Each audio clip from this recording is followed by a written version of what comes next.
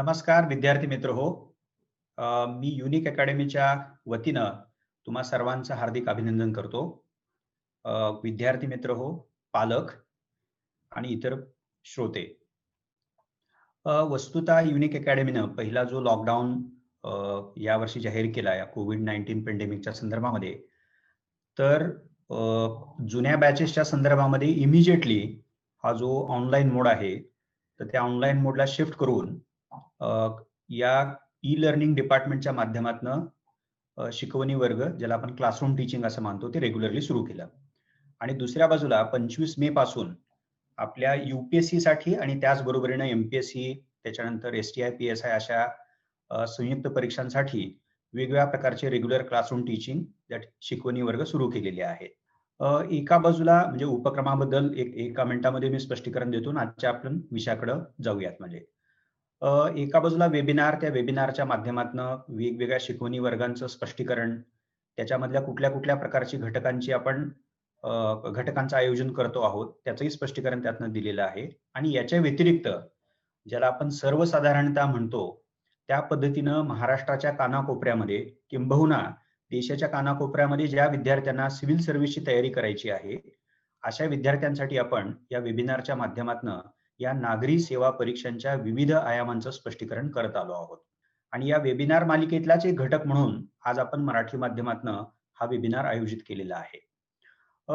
या मालिकेमध्ये जसं सुरुवातीला प्रारंभी या नागरी सेवा परीक्षेच्या रचनेबद्दल अत्यंत प्राथमिक अशी माहिती तुमच्यासमोर सादर केली जाते, त्याच पद्धतीनं या परीक्षेचा प्राथमिक आराखडा कळल्यानंतर त्यातले वेगवेगळ्या प्रकारचे टप्पे, त्यातले वेगवेगळे विषय, त्या विषयांचा अभ्यासक्रम, म्हणजे त्यातले काही उदाहरणादाखल नमूद करायचे असतील, तर मुख्य परीक्षा असं म्हणालो की आपण ती लेखी स्वरूपाची असल्यामुळं तिथं आकलनाबरोबरच लेखन कौशल्याला अनन्यसाधारण महत्व असतं. त्याच्यानंतर मुख्य परीक्षेमध्ये तुम्हाला इथिक्स सारखा 2003 साली UPSCनं जो नवा पेपर इंट्रोड्यूस केलेला आहे, त्या पेपरचा तुम्हाला निराळ्या पद्धतीने अभ्यास करावा लागतो.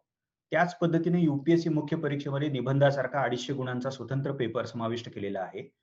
सो हे जसं एका बाजूला आहे, तसंच संबंध, मग पूर्व परीक्षा असेल, मुख्य परीक्षा असेल किंवा मुलाखत असेल, या विभिन्न टप्प्यांवरती चालू घडामोडीची तयारी आपल्याला करावी लागते. म्हणजे सो असे जे या परीक्षेच्या टप्प्यातील म्हणजे पूर्व मुख्य परीक्षा किंवा मुलाखत असेल, त्या टप्प्याचं विशिष्टत्व लक्षात घेऊन त्यासाठी विकसित करावयाचं कौशल्य असेल आणि त्यातल्या कुठल्या तरी मुख्य परीक्षेसारख्या एका महत्वपूर्ण टप्प्याला समोर ठेवून त्यातले वेगवेगळे विषय इंट्रोड्यूस करणं, हे गेल्या जवळपास 7-8 महिन्यापासून आपण वेबिनार मालिकेच्या माध्यमातून करत आहोत. म्हणजे आणि त्या मालिकेतलाच हा एक महत्वाचा घटक, त्यातली एक कडी म्हणून आपल्याला बघता येऊ शकते. सो या छोट्याशा प्रास्ताविकाबरोबरच आज आपण आपल्या मुख्य विषयाकडे वळूयात. आपला मुख्य विषय असा आहे आणि तो अत्यंत सोपा, त्याचं शीर्षक खूप सोपं आणि सुलभ, ऐकल्या वाचल्या पोस्टरवरती तुम्हाला ते लक्षात आलं असेल. तयारी UPSCची 2021 आणि 22. सोयीसाठी या UPSCच्या अनुषंगानं जे महत्वाचे घटक आहेत त्याचं स्पष्टीकरण करून आपण पुढे जाऊयात. म्हणजे मुळामध्ये जे UPSC म्हणजे काय, तर युनियन पब्लिक सर्व्हिस कमिशन, केंद्र लोकसेवा आयोग, भारतीय राज्यघटनेमध्येच या आयोगाची तरतूद करण्यात आलेली आहे. सो एका बाजूनं पाहिल्यास UPSC म्हणजे घटनात्मक आयोग आहे, ही बाब आपल्याला लक्षात येते. आता या घटनात्मक आयोगाचं महत्वाचं काम काय आहे, तर देशाच्या प्रशासनामधले जे सनदी सेवक आहे, तर त्या सनदी सेवकांच्या निवडीसाठी मुख्यतः वस्तुतः UPSC हा घटनात्मक आयोग वेगवेगळ्या प्रशासकीय सेवकांच्या भरतीसाठी निरनिराळ्या प्रकारच्या परीक्षांचं दरवर्षी आयोजन करत असतो. मग त्याच्यामध्ये तुम्हाला काही मिलिटरी धाटणीच्या म्हणजे लष्करी प्रकारच्याही सेवा दिसतील, पण मुख्यत्वे ज्याला मानूयात आपण, तर त्या सनदी सेवा त्यांच्या भरतीसाठी UPSC वेगवेगळ्या प्रकारच्या परीक्षांचं आयोजन करते आणि त्यातल्या एका परीक्षेचा विचार आज आपण करणार आहोत. त्याला नागरी सेवा, सिव्हिल सर्व्हिसेस एक्झामिनेशन असं म्हटलं जातं. आता UPSC द्वारा या ज्या परीक्षा कंडक्ट केल्या जातात, आयोजित केल्या जातात, त्यालाही आपल्या लोकप्रिय विद्यार्थी परिभाषेमध्ये UPSCची परीक्षा असं म्हटलं जातं. आता जसं मी मगाशी म्हणालो की UPSCच्या माध्यमातून निरनिराळ्या प्रकारच्या परीक्षांचं दरवर्षी आयोजन केलं जातं. त्यातनं शासकीय नोकर भरती केली जाते. पण या शासकीय नोकर भरतीमधला एक जो महत्वाचा घटक आहे, ज्याला आपण सनदी सेवा, सिव्हिल सर्व्हिस असं मानतो, तर त्या सेवेच्या छोट्याशा स्पष्टीकरणापासून आपण आपल्या व्याख्यानाला सुरुवात करूयात. तर ही सनदी सेवा म्हणजे देशाचं जे महाकाय प्रशासन आहे, नोकरशाही आहे, की ज्याच्यामध्ये परकीय सेवा आहेत, ज्याच्यामध्ये लष्करी सेवा आहेत, निमलष्करी सेवा आहेत, ज्याच्यामध्ये न्यायिक सेवा आहेत आणि त्याच बरोबरीनं आणि तेवढाच महत्वाचा घटक म्हणजे सनदी सेवा आहेत. तर या सनदी सेवा म्हणजे आपल्या नागरी समाजाच्या संदर्भामधल्या ज्या नागरी जबाबदाऱ्या आहेत, ज्याला आपण सिव्हिक अफेअर्स किंवा सिव्हिक रिस्पॉन्सिबिलिटीज असं मानतो, तर त्या नागरी जबाबदाऱ्या पार पाडण्याचं काम किंवा भूमिका ज्या आपल्या प्रशासनातील घटकाला दिली जाते, त्या घटकाला, त्या प्रशासनातील नोकरशाहीतील घटकाला सनदी सेवा असं म्हटलं जातं. आणि या सिव्हिक अफेअर्समध्ये किंवा नागरी जबाबदाऱ्यांमध्ये किंवा नागरी स्वरूपाच्या कामांमध्ये मुख्यतः 3 कामांचा अंतर्भाव होतो. एक म्हणजे कायदा आणि सुव्यवस्था, दुसरं म्हणजे महसूल आणि तिसरं म्हणजे विकासात्मक वेगवेगळ्या प्रकारची कामं. सो विकासात्मक कामं, डेव्हलपमेंटल ऍक्टिव्हिटीज, त्याच्यानंतर रेव्हेन्यू, महसुलासंदर्भातली कामं, महत्वाच्या भूमिका आणि लॉ अँड ऑर्डर, कायदा आणि सुव्यवस्था. तर अशा या 3 प्रकारच्या कामाचा अंतर्भाव असणाऱ्या नागरी सेवेकडं ही महत्वाची जबाबदारी आपल्या घटनेनं सोपवलेली आहे. आता इतकी महत्वाची जबाबदारी या सनदी सेवकांना पार पाडायची असेल, त्यासाठी सत्ता देणं हे आवश्यक होतं आणि आपल्या राज्यघटनेच्या माध्यमातूनच या सनदी सेवकांना महत्वपूर्ण अधिसत्ता प्रदान करण्यात आलेली आहे, अथॉरिटी देण्यात आलेली आहे. अर्थात मग महत्वाचा मुद्दा समोर येतो की इतकी महत्वाची जबाबदारी आहे, ती जबाबदारी पार पाडता यावी म्हणून महत्वाची अधिसत्ता, महत्वाचे अधिकार या सनदी सेवा पदांना बहाल केले जाणार आहेत. तर मग जी महत्वाची बाब ठरते ती म्हणजे यांची निवड अत्यंत निपक्षपातीपणे कोणत्याही प्रकारचा गैरकारभार न होता या पदांवरती भरती केली पाहिजे, हा विचार कुठेतरी घटनाकर्त्यांनी केलेला होता आणि त्या विचाराच्या माध्यमातूनच तुम्हाला युपीएससी म्हणजे युनियन पब्लिक सर्व्हिस कमिशन या घटनात्मक आयोगाची तरतूद आपल्या घटनाकर्त्यांनी केलेली दिसते. म्हणजे सो आता मी या पहिल्या मुद्द्याचा समारोप करतो की युपीएससी म्हणजे युनियन पब्लिक सर्व्हिस कमिशन एक घटनात्मक आयोग आहे आणि देशाच्या प्रशासनातील वेगवेगळ्या प्रकारच्या शासकीय पदांवरती भरती करण्यासाठी विविध परीक्षांचं आयोजन या युपीएससी द्वारा केलं जातं. केंद्र लोकसेवा आयोगाद्वारे या परीक्षांचं आयोजन केलं जातं आणि त्या अनेक परीक्षांपैकी एक महत्वाची परीक्षा म्हणजे सनदी सेवा म्हणजे सिव्हिल सर्व्हिसेस एक्झामिनेशन म्हणून तिला ओळखलं जातं.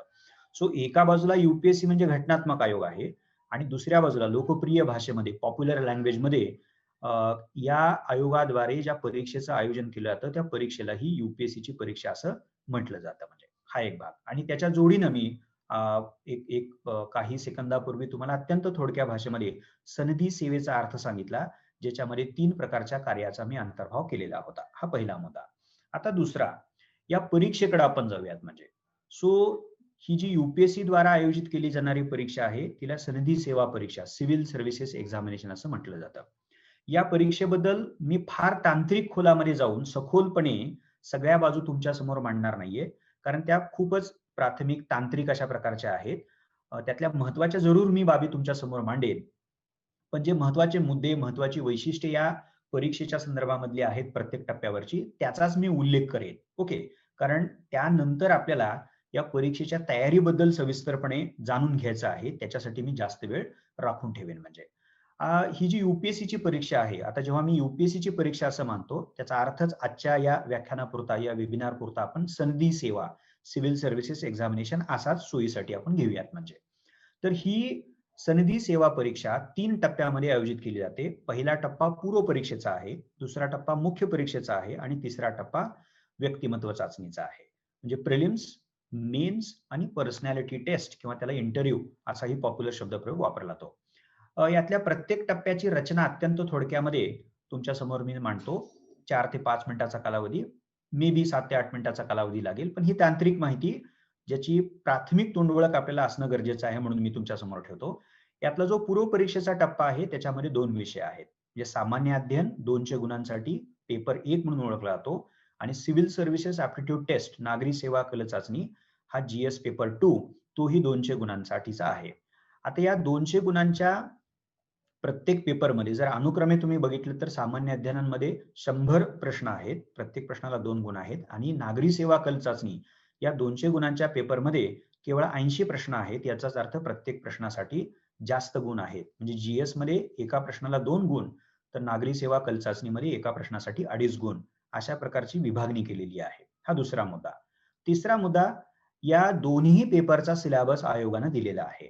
तुम्ही जर सामान्य अध्ययन पेपर 1 चा अभ्यासक्रम बघितला तर त्याच्यामध्ये चालू घडामोडी आहेत, इतिहास आहे, भूगोल आहे, पर्यावरण आहे, भारताची राज्यघटना, भारताची राज्यघटना, राज्यव्यवस्था आहे, भारतीय अर्थव्यवस्था, जगाची अर्थव्यवस्था काही प्रमाणामध्ये आहे आणि विज्ञान आणि तंत्रज्ञान, असे 5 ते 6 घटक सामान्य अध्ययनाच्या पेपरमध्ये अभ्यासक्रम रूपामध्ये UPSC ने समाविष्ट केलेले आहेत. आणि तुम्ही जेव्हा नागरी सेवा कल चाचणीचा अभ्यासक्रम बघता तर त्यातही आकलन आहे, म्हणजे कॉम्प्रिहेन्शन ज्याला म्हटलं जातं, इंग्रजी भाषेतलं आकलन, कॉम्प्रिहेन्शन इन इंग्लिश लँग्वेज. त्याच्यानंतर डेटा इंटरप्रिटेशन, सामग्रीचं विश्लेषण आहे, जनरल मेंटल ॲबिलिटी, सर्वसामान्य बुद्धिमापन चाचणी आहे, आणि बेसिक न्यूमरसी, मूलभूत अंकगणित, आणि एक शेवटचा जो घटक CSAT मध्ये आहे तो म्हणजे डिसिजन मेकिंग, निर्णय निर्धारणाची क्षमता विद्यार्थ्याकडे आहे का, उमेदवाराकडे आहे का, याची तपासणी करण्यासाठी सुमारे 5 ते 6 प्रश्न, कधी कधी 8 प्रश्न या घटकावरती CSATच्या पेपरमध्ये विचारले जातात. म्हणजे हा तिसरा मुद्दा थोडक्यात मी तुम्हाला अभ्यासक्रमाच्या संदर्भामध्ये सांगितलेला आहे. 5 ते 6 घटक म्हटलं तर त्याला तुम्ही विषय असं म्हणू शकता, GS1 मध्ये सामान्य अध्ययनामध्ये आहेत, आणि तेवढेच एक घटक तुम्हाला CSAT मध्ये असलेले पाहायला मिळतील.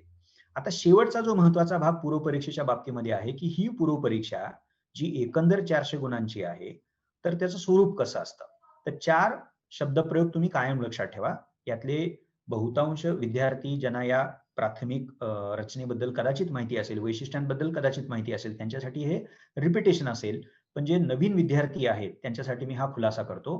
ते कुठले 4 शब्दप्रयोग आहेत की ज्याच्या माध्यमातून आपल्याला UPSC पूर्वपरीक्षेचं स्वरूप लक्षात घेता येतं. एक, ही पूर्वपरीक्षा वस्तुनिष्ठ प्रकारच्या प्रश्नांनी बनलेली आहे, म्हणून तिला वस्तुनिष्ठ स्वरूपाची परीक्षा, ऑब्जेक्टिव्ह टाइप ऑफ एक्झामिनेशन असं म्हटलं जातं. म्हणजे तुम्हाला लिहायचं नाहीये. म्हणजे नंबर 2, ही परीक्षा म्हणजे पूर्वपरीक्षा बहुपर्यायी प्रश्नांनी बनलेली आहे. म्हणजे प्रश्न आहेत आणि त्याच्या खाली पर्याय आहेत, म्हणजे मल्टिपल चॉईस क्वेश्चन्स म्हणतो आपण. नंबर 2. 3, नकारात्मक गुणपद्धती आहे. म्हणजे एका प्रश्नाचं उत्तर जर चुकलं तुमचं तर त्याच्यासाठी पेनल्टी म्हणजे शिक्षा आहे. तुम्ही प्राप्त केलेल्या गुणामधून त्या प्रश्नाला असलेल्या एकूण गुणापैकी 1/3 गुण मायनस केले जातात, म्हणजे सहज नकारात्मक गुणपद्धती आहे. आणि चौथा जो शब्दप्रयोग आहे त्यातनं आपल्याला या पूर्वपरीक्षेचं स्वरूप लक्षात घेता येतं, ती म्हणजे पूर्वपरीक्षा मूलतः ही पात्रता म्हणजे क्वालिफाईंग टेस्ट आहे. म्हणजे एक चाळणी परीक्षा आहे, एक अडथळा आहे, तो तुम्हाला यशस्वीरित्या पार करायचा आहे तर आणि तरच तुम्हाला पुढच्या टप्प्यावरची मुख्य परीक्षा लिहिण्याची संधी मिळू शकते, अदरवाईज ती मिळू शकत नाही. मी या पहिल्या टप्प्याचा थोडक्यात समारोप करतो. UPSC पूर्वपरीक्षा पहिला टप्पा, पहिला अडथळा. 2 पेपर्स आहेत, प्रत्येकी 200 गुणांचे, एकूण गुण 400 आहेत. सामान्य अध्ययन 1 आणि सामान्य अध्ययन 2 CSAT नावाने ओळखला जातो. अनुक्रमे 100 प्रश्न, 80 प्रश्न आहेत. यातला एक महत्वाचा भाग तुम्हाला सांगतो की CSAT नावाचा जो दुसरा पेपर आहे तर तो क्वालिफाईंग पेपर आहे. तुम्हाला 200 पैकी 66.66 एवढेच गुण, म्हणजे 67 गुण असं ढोबळपणे म्हणूयात, प्राप्त करायचे आहेत. स्वाभाविकच तुमचा पूर्वपरीक्षेमधला निकाल, तुमचं यशस्वी होणं किंवा न होणं, हे तुम्ही सामान्य अध्ययनामध्ये किती गुण प्राप्त करू शकता यावरती अवलंबून किंवा आधारभूत आहे. पर्यायानं किंवा परिणामी सामान्य अध्ययनाची तयारी तुम्हाला अत्यंत व्यवस्थित काळजीपूर्वक करावी लागते. त्यात तुम्हाला जास्तीत जास्त वेळ इन्व्हेस्ट करावा लागतो. अर्थात CSAT नावाचा जो पेपर आहे, जो क्वालिफाईंग आहे, ज्याच्यामध्ये सुमारे 67 गुण तुम्हाला प्राप्त करायचे आहेत, ते केल्याशिवाय तुमचा सामान्य अध्ययनाचा पेपर ॲसेस होत नाही. ह्याची मात्र खबरदारी आपण कायमच घेतली पाहिजे. तिथं 67 गुणाची कमाई आपल्याला करायची आहे आणि मग सामान्य अध्ययनामध्ये जास्तीत जास्त गुण कसे प्राप्त करता येतील अशा प्रकारची अभ्यास पद्धती आपल्याला ठरवावी लागेल. आणि शेवटचा जो मुद्दा पूर्वपरीक्षेच्या बाबतीमध्ये मी सांगितला होता, 4 शब्दप्रयोगांच्या माध्यमातून वस्तुनिष्ठ स्वरूप, बहुपर्यायी प्रश्नांचा अंतर्भाव, नकारात्मक गुणपद्धती आणि पात्रता चाचणी. आता याला जर तुम्ही तयारीच्या अनुषंगानं पाहण्याचा प्रयत्न केला, या 4 प्रकारचं स्वरूप असणाऱ्या पूर्वपरीक्षेला, तर मी थोडक्यात असं सांगेन की पूर्वपरीक्षेमध्ये नंबर 1, पात्र झाल्याशिवाय तुम्ही सनदी सेवेच्या पुढच्या टप्प्यावरती म्हणजे परीक्षेच्या पुढच्या टप्प्यावर जाऊ शकत नाही. त्यामुळे हा टप्पा यशस्वीरित्या पार करणं अत्यंत महत्वाचं आहे, नंबर 1. नंबर 2, आता यासाठी जो अभ्यास तुम्हाला करायचा आहे तर तो अभ्यास कसा करावा, तर ते 4ही शब्दप्रयोग कायमपणे तुम्ही लक्षात ठेवा. म्हणजे कुठले 4 शब्दप्रयोग, ही वस्तुनिष्ठ प्रकारची आहे, बहुपर्यायी प्रश्नांनी बनलेली आहे, नकारात्मक गुणपद्धती आहे आणि पात्रता चाचणी आहे. म्हणजे हे 4 शब्दप्रयोग जितके तुम्ही सखोल लक्षात घ्याल त्या तेवढ्या प्रमाणामध्ये तुमची पूर्वपरीक्षेची तयारी कशी करायला पाहिजे याचा अंदाज तुम्हाला येईल. पण त्याचं थेट उत्तर ढोबळपणे मी सुरुवातीला देतो, की तुम्ही जे वाचाल त्याचं आकलन तुम्हाला अचूक करायचं आहे. नेमकं आकलन तुम्हाला करायचं आहे. कारण मुद्दा कसा आहे, की इथं 2 ओळी लिहिल्या, 4 ओळी लिहिल्या तर तुम्हाला अर्धा तरी गुण प्राप्त करेल अशी परिस्थिती आहे का? तर नाही. कारण इथं प्रश्न वस्तुनिष्ठ आहे. 4 पर्यायापैकी तुम्हाला एकच पर्याय निवडता येतो आणि त्याचं वर्तुळ तुम्हाला छायांकित करायचं आहे, डार्कन करायचं आहे म्हणजे. इथं तुम्हाला ऑप्शन असा नाही, की मी 2 पर्याय म्हणजे 2 वर्तुळ छायांकित करू शकतो का? तर तसा ऑप्शन इथं नाहीये. त्यामुळे 2च तुम्हाला याचे परिणाम दिसतील. एक तर तुम्ही टिक मार्क केलेलं उत्तर ए पैकी पूर्णपणे बरोबर येणार आहे किंवा ते पूर्णपणे चुकणार आहे. याच्या मधली शक्यता इथं अजिबात नाहीये. त्यामुळे तुम्ही कायम स्मरणामध्ये हे ठेवायला पाहिजे, की पूर्व परीक्षा जर वस्तुनिष्ठ प्रकारची असेल, बहुपर्यायी प्रश्नांनी बनलेली असेल, नकारात्मक गुणपद्धती असेल आणि शिवाय ती पात्रता चाचणी असेल, म्हणजे पहिला अडथळा पार केल्याशिवाय पुढेच जाता येणार नसेल, तर आपल्याला या पूर्व परीक्षेला असणारे 2 पेपर्स म्हणजे विषय, त्या विषयातले उपविषय, त्याचा अभ्यासक्रम बारकाईनं बघून त्याच्यासाठी जे काही वाचायला सांगितलं जाणार आहे, ते व्यवस्थित समजून घ्यायचं आहे. त्यातल्या संकल्पना असतील, त्यातली माहिती असेल, त्या माहितीच्या संदर्भामधले चालू घडामोडीतले घटक असतील, याचा आपल्याला अचूक आणि नेमका अभ्यास करावा लागेल. आपल्या अभ्यासामध्ये जर काही कमतरता असेल आणि त्या कमतरतेमुळे एकतर आपल्याला प्रश्नच कळला नाही किंवा प्रश्नाखालचा पर्याय कळला नाही, तर आपल्याला बरोबर उत्तरापर्यंत जाणं हे अशक्य होऊन बसेल. परिणामी तुम्ही हे पूर्व परीक्षेचं अशा प्रकारचं स्वरूप लक्षात घेऊन सुरुवातीपासूनच तुमच्या पूर्व परीक्षेच्या अभ्यासाची पद्धत तुम्ही नेमकी आणि अचूक कशी राहील याची खातरजमा तुम्ही केली पाहिजे. आता दुसऱ्या टप्प्याबद्दल आपण थोडक्यात बोलूयात. मुख्य परीक्षा आणि हा सनदी सेवा परीक्षेच्या म्हणजे युपीएससी सनदी सेवा परीक्षेच्या एकूण प्रवासातील अत्यंत निर्णायक असा टप्पा आहे. मुख्य परीक्षेला एकूण गुण 1750 आहेत. मी थोडक्यामध्ये सांगतो आणि थोडंसं स्पीडीली सांगतो म्हणजे कारण पुढच्या तयारीच्या घटकाला आपल्याला जास्त वेळ मिळेल जेणेकरून म्हणजे. मुख्य परीक्षा 1750 गुणांची आहे आणि या टप्प्यामध्ये मुख्य परीक्षा नामक टप्प्यामध्ये तुम्हाला पुढील विषय अंतर्भूत असलेले समाविष्ट असलेले दिसतील. त्यातला पहिला विषय अर्थात सोयीसाठी मी घेतोय निबंधाचा पेपर 250 गुणांसाठी 2 विषयांवरती तुम्हाला निबंध लिहायचा आहे. प्रत्येक विषयाला साधारणतः तुम्ही 1000 ते 1200 शब्दांची मर्यादा तुम्ही घेऊ शकता. म्हणजे तेवढ्या शब्द मर्यादेमध्ये तुम्हाला एका विषयावरती निबंध लिहायचा आहे 125 गुणांसाठी. सो 2 विषय एकत्रित केले तर तुमचे 250 गुणांचा हा निबंधाचा पेपर होतो आणि जवळपास 2400 ते 2500 शब्द मर्यादा तुम्हाला पाळावी लागेल म्हणजे. हा 250 मार्काचा पहिला कंपल्सरी पेपर आहे. दुसरा जो पेपर आहे म्हणजे घटक म्हणूया त्याला आपण वैकल्पिक विषय. म्हणजे तुम्हाला मुख्य परीक्षेसाठी सनदी सेवा मुख्य परीक्षेसाठी एका वैकल्पिक विषयाची निवड करायची आहे. 500 गुणांसाठी तो वैकल्पिक विषय आहे. युपीएससीने तुम्हाला वैकल्पिक विषय जे तुम्ही निवडू शकता त्याची एक यादी दिलेली आहे. त्या यादीपैकी कोणताही वैकल्पिक विषय तुम्ही निवडू शकता. त्याच्याबद्दल मी आता फार सांगत नाही. फक्त मी एवढंच म्हणेन या बाबतीमध्ये की वैकल्पिक विषयाची निवड विचारपूर्वक चर्चेअंती आणि तुमची स्वतःची पर्सनॅलिटी कशी आहे, तुमची स्वतःची शैक्षणिक पार्श्वभूमी कशी आहे, तुम्हाला त्या विषयामध्ये तयारी करण्यामध्ये रस आहे का, गती आहे का, कम्फर्ट वाटतो का, असे मुद्दे तुम्ही स्वतःचे म्हणजे अंतर्मुख होऊन चर्चा तुम्ही भलेही करा. त्या बाबतीमधलं मार्गदर्शन वेगवेगळ्या सोर्सेस मधून तुम्ही जरूर ऐका. त्याच्यावरती विचार करा आणि ते ताडून बघा. ते क्रॉस चेक करा आणि तुम्हाला जोपर्यंत इंटरेस्टेड तो विषय वाटत नाही आणि कम्फर्टेबल वाटत नाही तोपर्यंत तो संबंधित विषय वैकल्पिक विषय म्हणून निवडायचा नाही. सो काळजीपूर्वक निवड करा. तो 500 गुणांसाठी वैकल्पिक विषय मुख्य परीक्षेमध्ये आहे. आणि मग जो महत्वाचा घटक युपीएससी मुख्य परीक्षेमध्ये सनदी सेवा मुख्य परीक्षेमध्ये आहे तो म्हणजे सामान्य अध्ययन जनरल स्टडीज. 1000 गुणांसाठी हा घटक आहे. ज्या घटकाला 4 पेपरमध्ये विभागलेला आहे. सामान्य अध्ययन 1 GS 1 250 गुण, सामान्य अध्ययन 2 250 गुण, सामान्य अध्ययन 3 250 गुण आणि सामान्य अध्ययन 4 250 गुण. आपण उलटीकडनं सुरुवात करूयात. सामान्य अध्ययन 4 म्हणजे GS 4 इथिक्सचा पेपर आहे. ज्याच्यामध्ये तुम्हाला महत्वाच्या संकल्पना आहेत, मूल्य आहेत, जगप्रसिद्ध अशा पाश्चात्य आणि भारतीय तत्वज्ञानाचा विचार म्हणजे तत्वज्ञान त्या इथिक्स नावाच्या पेपरमध्ये समाविष्ट केलेले आहे. आणि महत्वाचं म्हणजे तुम्ही भावी सनदी सेवक असल्यामुळं तुम्हाला सनदी सेवापदी जाण्यासाठी आवश्यक क्षमता आहे का तुमच्याकडे याची चाचपणी करण्यासाठी वेगवेगळ्या प्रकारच्या केस स्टडीज प्रकरण अभ्यास इथिक्स नावाच्या GS 4 पेपरमध्ये युपीएससीने जाणीवपूर्वक समाविष्ट केलेला आहे. सो अशा 2-3 घटकाचा अंतर्भाव असलेला GS4 इथिक्स नावाचा पेपर आहे. त्याचा अभ्यासक्रम जवळपास 1.5 ते 2 पानांमध्ये अत्यंत सविस्तरपणे UPSCने दिलेला आहे. ओके, तो तुम्ही बघू शकता. GS3 ज्याच्यामध्ये अर्थव्यवस्था आहे, भारताची मुख्यत्वे आणि काही प्रमाणामध्ये जगाची देखील. म्हणजे किमान भारताची अर्थव्यवस्था ज्या प्रमाणामध्ये जागतिक अर्थव्यवस्थेशी सम्मिलित झालेली आहे, जोडल्या गेलेली आहे, त्या प्रमाणात तरी आपल्याला जागतिक आयाम अर्थव्यवस्थेच्या बाबतीमधला, अर्थव्यवहारांच्या बाबतीमधला अभ्यासावं लागतं. त्याखेरीज विज्ञान तंत्रज्ञान हाही घटक GS3 मध्ये आहे आणि त्याच्या व्यतिरिक्त काही महत्वाचे छोटे छोटे घटक आहेत. ते घटकही आपल्याला GS3 मध्ये तयार करावे लागतात. त्याच्यामध्ये बायोडायव्हर्सिटी आहे, जैवविविधता आहे, त्याच्यामध्ये डिझास्टर मॅनेजमेंट आहे, आपत्ती व्यवस्थापन आहे, त्याच्यामध्ये इंटरनल सिक्युरिटी आहे, अंतर्गत सुरक्षा आहे. अशा प्रकारचे काही मिससेलेनियस म्हणूयात पण महत्वाचे घटक GS3 मध्ये समाविष्ट केले आहेत. 250 गुणांसाठी हा पेपर आहे.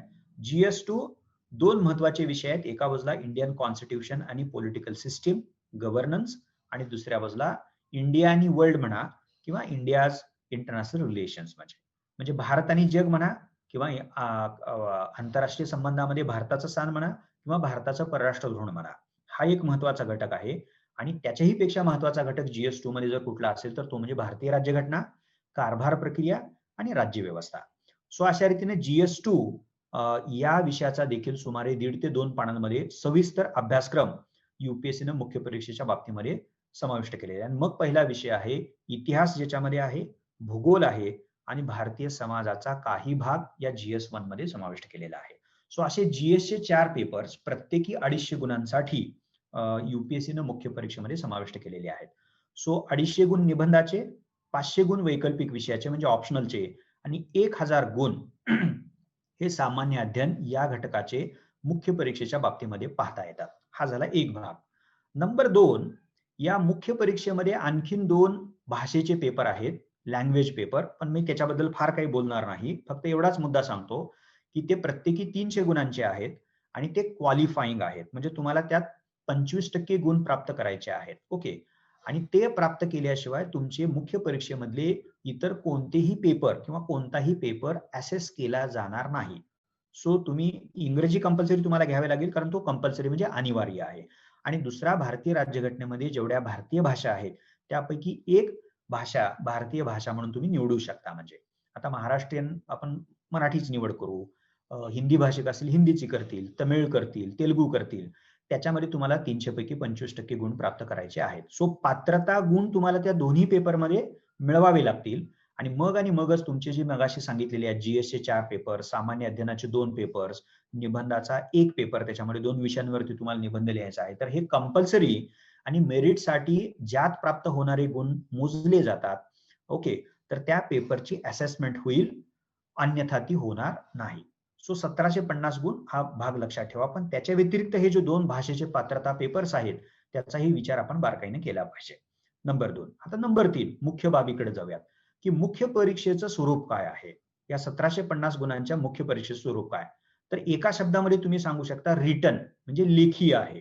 ओके, 1750 गुणांसाठी तुम्हाला प्रत्येक विषयामध्ये, म्हणजे आता GSचा विचार केला तर साधारणतः 20 प्रश्न आहेत. त्यातले 10 प्रश्न प्रत्येकी 10 गुणांसाठी आणि उरलेले 10 प्रश्न प्रत्येकी 15 गुणांसाठी.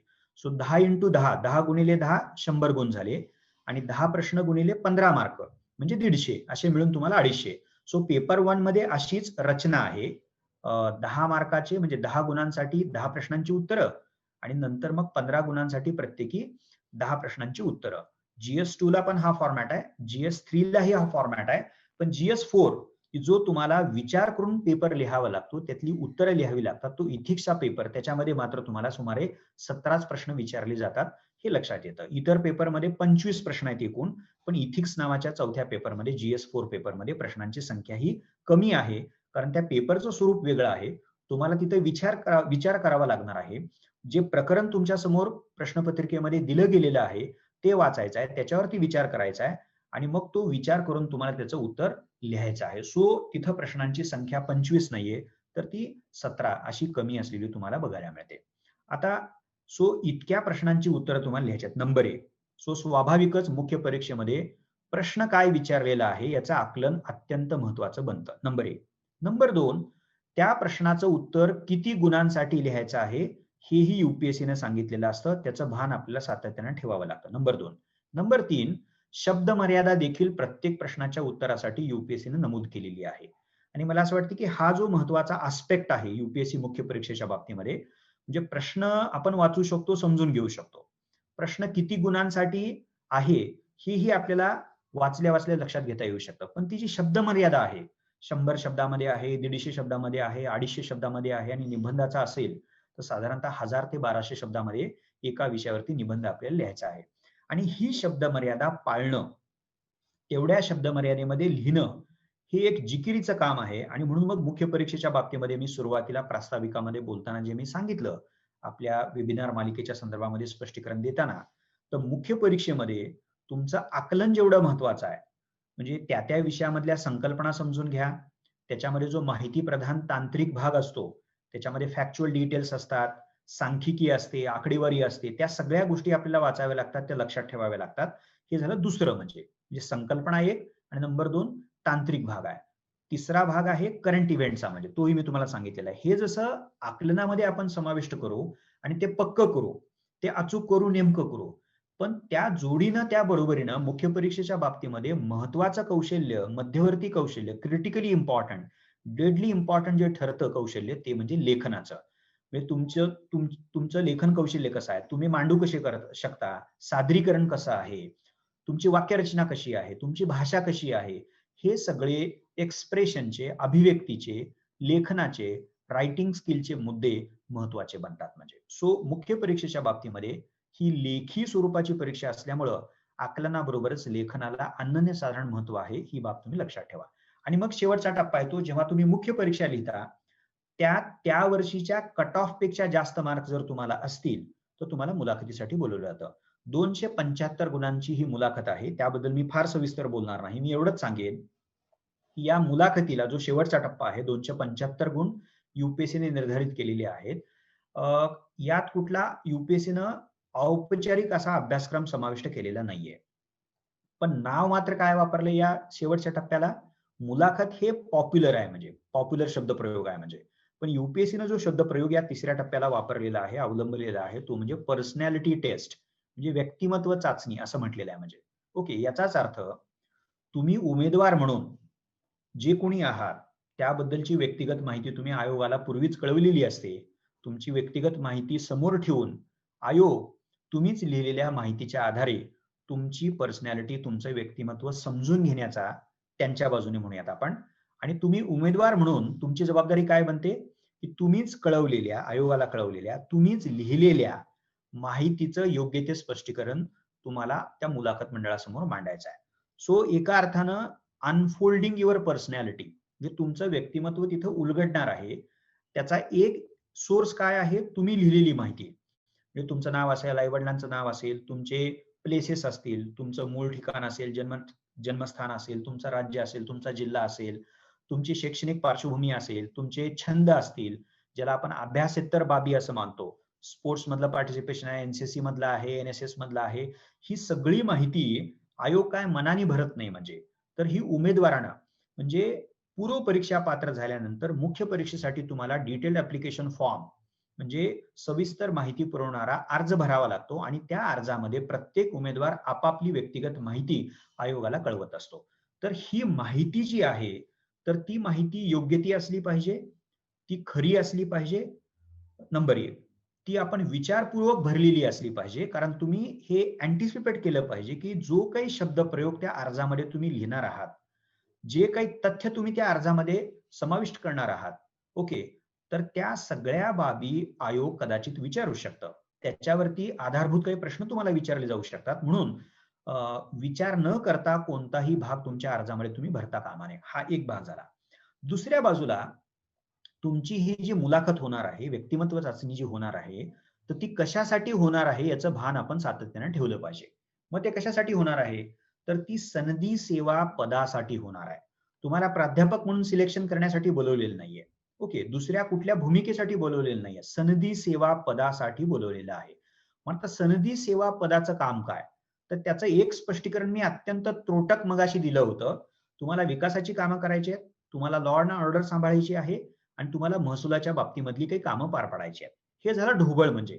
पण थोडंसं स्पष्ट बोलायचं असेल, नेमकं बोलायचं असेल, तर तुम्हाला एका बाजूला मुख्यत्वे शासनानं ठरवलेली धोरणं आणि तुमच्या संसदेनं आणि घटक राज्याच्या विधिमंडळांनी केलेले कायदे. सो कायदे धोरणांची अंमलबजावणी करण्याचं काम हे मुख्यत्वे सनदी सेवकांना करायचं आहे. आणि या कामाला जोडून दुसरे एक महत्वाचं काम या सनदी सेवकांना करावं लागतं. विशेषतः त्यातले जे वरिष्ठ पदावरती गेलेले सनदी सेवक असतात त्यांना ते जास्त करावं लागतं. ते म्हणजे कायदे निर्मितीच्या आणि धोरण निर्मितीच्या संदर्भातही त्यांना आपल्या प्रतिनिधींना, राजकीय प्रतिनिधींना, राज्यकर्त्यांना, मंत्र्यांना महत्वाचा सल्ला द्यावा लागतो. त्यांना महत्वाची माहिती पुरवावी लागते. सो हे सनदी सेवकाचं काम आहे. मग अशा स्थितीमध्ये एका बाजूला राज्यघटनेची चौकट माहिती पाहिजे, तुमच्या शासनानं केलेली धोरणं माहिती पाहिजेत, महत्वाचे कायदे त्याचं तुमचं भान असलं पाहिजे एका बाजूला. दुसऱ्या बाजूला ज्या समाजासाठी हे सगळं केलं जाणार आहे तो म्हणजे आपला भारतीय समाज. सो भारतीय समाज आपलं भारतीय राष्ट्रराज्य व्यापक घटक. नंबर 2, तुम्ही ज्या राज्यामधनं येत आहात तो छोटा त्यापेक्षा काहीसा घटक असेल.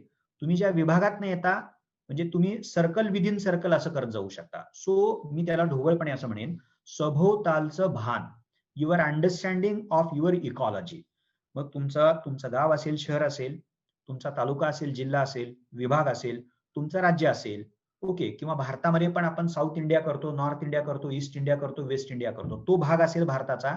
एकंदर भारत एक राष्ट्र असेल ज्याचा आपण अभिन्न भाग आहोत आणि मग शेवटी भाग येईल जगाचा देखील. सो हे जे भोवतालाचं भान आहे, कारण सनदी सेवकाला या भोवतालाचं भान असणं हे अपेक्षित असतं. सो एका बाजूला कायदे आहेत, धोरणं आहेत आणि दुसऱ्या बाजूला ज्या समाजासाठी हे केलं जाणार आहे त्या समाजाचं आकलन हे या सनदी सेवकाकडे असायला पाहिजे. हा एक भाग झाला. नंबर 2, हे करत असताना सनदी सेवकाला वेगवेगळ्या प्रकारच्या आव्हानांना सामोरं जावं लागतं. आणि मग अशा आव्हानांचा सामना करायचा असेल तर तुमच्याकडं तो पेशन्स लागणार आहे, तुमच्याकडे तो कठोरपणा पण कधी कधी लागणार आहे. महत्वाचं म्हणजे तुमच्याकडे समन्यायी वृत्ती असायला पाहिजे, तटस्थ वृत्ती तुमच्याकडे असायला पाहिजे. हे जसं एका बाजूला गरजेचं आहे सनदी सेवा पदाची कामं पार पाडण्यासाठी, तसंच दुसऱ्या बाजूला तुमच्याकडे निर्णय घेण्याची म्हणजे परिस्थिती काय आहे, त्या परिस्थितीची मागणी काय आहे, ही बाब लक्षात घेऊन योग्य तो निर्णय त्या परिस्थितीमध्ये, म्हणजे परिस्थिती ही सर्वसामान्य असू शकते, कधी कधी परिस्थिती ही पेचपूर्ण देखील, क्रायसिस सिच्युएशन देखील असू शकते. तर त्या परिस्थितीचं योग्य ते आकलन करून तुम्हाला योग्य तो निर्णय त्या कॉन्टेक्स्ट मध्ये घेणं हे अभिप्रेत असतं. सो हे जे 2-3 महत्वाचे घटक तुम्हाला सनदी सेवकांच्या बाबतीमध्ये कार्य आणि जबाबदारीच्या संदर्भात जे मी सांगितलेले आहेत ते कायम तुम्ही लक्षात ठेवा. तुम्ही वर्तमानपत्र वाचताना त्याबद्दल त्या वर्तमानपत्रामध्ये प्रशासनाविषयी जे काही लिहून येतं ते तुम्ही वाचत चला, त्याच्यावरती विचार करत चला. आणि आपल्याला जो काही युपीएससीनं औपचारिक अभ्यासक्रम दिलेला आहे, पूर्व परीक्षेचा असेल, मुख्य परीक्षेचा असेल, त्याच्यामध्ये वैकल्पिक विषय असेल, त्यातले सामान्य अध्ययनाचे वेगवेगळे पेपर्स आणि विषय असतील, चालू घडामोडीचा महत्वाचा भाग असेल, निबंधाचा महत्वाचा पेपर असेल, त्याच्यासाठी जे काय आपण वाचणार आहोत त्यातनं सनदी सेवा पदी जाण्यासाठी जी कौशल्य अवगत करणं गरजेचं आहे, तर त्या कौशल्याची पायाभरणी एका अर्थानं सुरू होईलच म्हणजे. पण तरी देखील हा जो मगाशी मुद्दा तुम्हाला 2-3 आयाम त्याचे अधोरेखित करून मी तुमच्या समोर मांडण्याचा प्रयत्न केला, तर तो कायम तुम्ही लक्षात ठेवा. आणि मग अशा प्रकारचा रोल जर सनदी सेवकाकडनं अपेक्षित असेल तर त्या पदासाठीची मुलाखत सुरू आहे. म्हणून भोवतालाचं भान जे आहे तर ते भान, सो थोडक्यात मी त्याचा समारोप असा करेन की युपीएससीनं 275 गुणांसाठी ठेवलेल्या व्यक्तिमत्व चाचणीसाठी कुठलाही औपचारिक अभ्यासक्रम निर्धारित केलेला नाहीये. पण त्यातले 2 महत्वाचे घटक, तुम्ही डॅफच्या माध्यमातून जी काही व्यक्तिगत माहिती आयोगाला कळवता तो तुमच्या तयारीचा मुख्य आधार असला पाहिजे. आणि दुसऱ्या बाजूला सनदी सेवा पदासाठी ही मुलाखत घेतली जाणार असल्यामुळं सनदी सेवा पदाचं काम, त्याची भूमिका काय, तिची भूमिका काय आहे, हा भाग तुम्ही जर विचारात घेतला तर मग मुलाखतीसाठी, व्यक्तिमत्व चाचणीसाठी काय प्रकारची तयारी करायला पाहिजे याचा प्राथमिक मी म्हणेन सर्वस्वी अंदाज आपल्याला एवढ्या छोट्याशा चर्चेवरती येणार नाही, चर्चेच्या माध्यमातून येणार नाही, पण त्याची एक प्राथमिक बाब, प्राथमिक अंदाज डेफिनेटली आपल्याला घेता येऊ शकतो. म्हणजे सो अशा रीतीनं पूर्व परीक्षा, मुख्य परीक्षा आणि मुलाखत हे 3 टप्पे आपल्याला त्या बाबतीमध्ये बघता येतात. हा झाला एक भाग. आता दुसरा आणि तिसरा भाग थोडासा मी स्पीडीली सांगतो. म्हणजे या परीक्षेची रचना घेतल्यानंतर युपीएससीच्या तयारीमध्ये आपण करणं काय अभिप्रेत असतं, तर त्याला जोडून मी दुसरा मुद्दा सांगतो, तो म्हणजे अभ्यासक्रम. ज्याचा उल्लेख मी अत्यंत थोडक्यात या परीक्षेची रचना प्रत्येक टप्प्यानिहाय सांगताना केलेला आहे. म्हणजे त्याचा उल्लेख मी केलेला आहे. पूर्व परीक्षा 2 विषय अभ्यासक्रम बघा. मुख्य परीक्षेमधले जे काही विषय आणि पेपर्स आपल्याला समाविष्ट केलेले आहेत त्याचा सविस्तर अभ्यासक्रम आयोगाने दिलेला आहे, तो अभ्यासक्रम बघा. मुलाखतीला काही अभ्यासक्रम नाही. सो मी दुसरा मुद्दा थोडक्यात एवढाच सांगेन की आयोगानं यातल्या पूर्व आणि मुख्य परीक्षेच्या टप्प्यासाठी जो अभ्यासक्रम निर्धारित केलेला आहे तो 4-5 वेळा वाचा. तो अंगीकृत करा. तो तुम्ही पूर्णपणे पचवा. तो संपूर्ण आपल्याला माहिती असला पाहिजे. ओके. तो जर का माहिती असेल तर मग त्याचे असंख्य फायदे तुम्ही जेव्हा प्रत्यक्षामध्ये तयारी कराल तेव्हा समजायला लागतील. म्हणजे आता त्या खोलामध्ये मी जात नाही. त्याची गरजही आता नाहीये. सो दुसरा मुद्दा आपल्या या तयारी प्रक्रियेमधला काय पहिला होता, या परीक्षेचा एकूण जो काही आराखडा आहे त्याची जी रचना आहे ती इत्थंभूत समजून घ्या. त्या प्रत्येक टप्प्याचं जे स्वरूप आहे त्याच्यासह तुम्ही ते समजून घ्या. दुसरा मुद्दा मी सांगितला, थोडक्यात सांगितला, मी त्याचा उल्लेख केला, मी नामोल्लेख केला, एवढंच मी म्हणतो. अभ्यासक्रम 4 ते 5 वेळा वाचून समजून घ्या, तो इंटरनलाइज करा, अंगीकृत करा. आता मी तुम्हाला एक मुद्दा सांगतो. अनेक वेळेला विद्यार्थी विचारतात असं वर्तमानपत्र कसं वाचायचं आणि वर्तमानपत्रामधलं काय वाचायचं.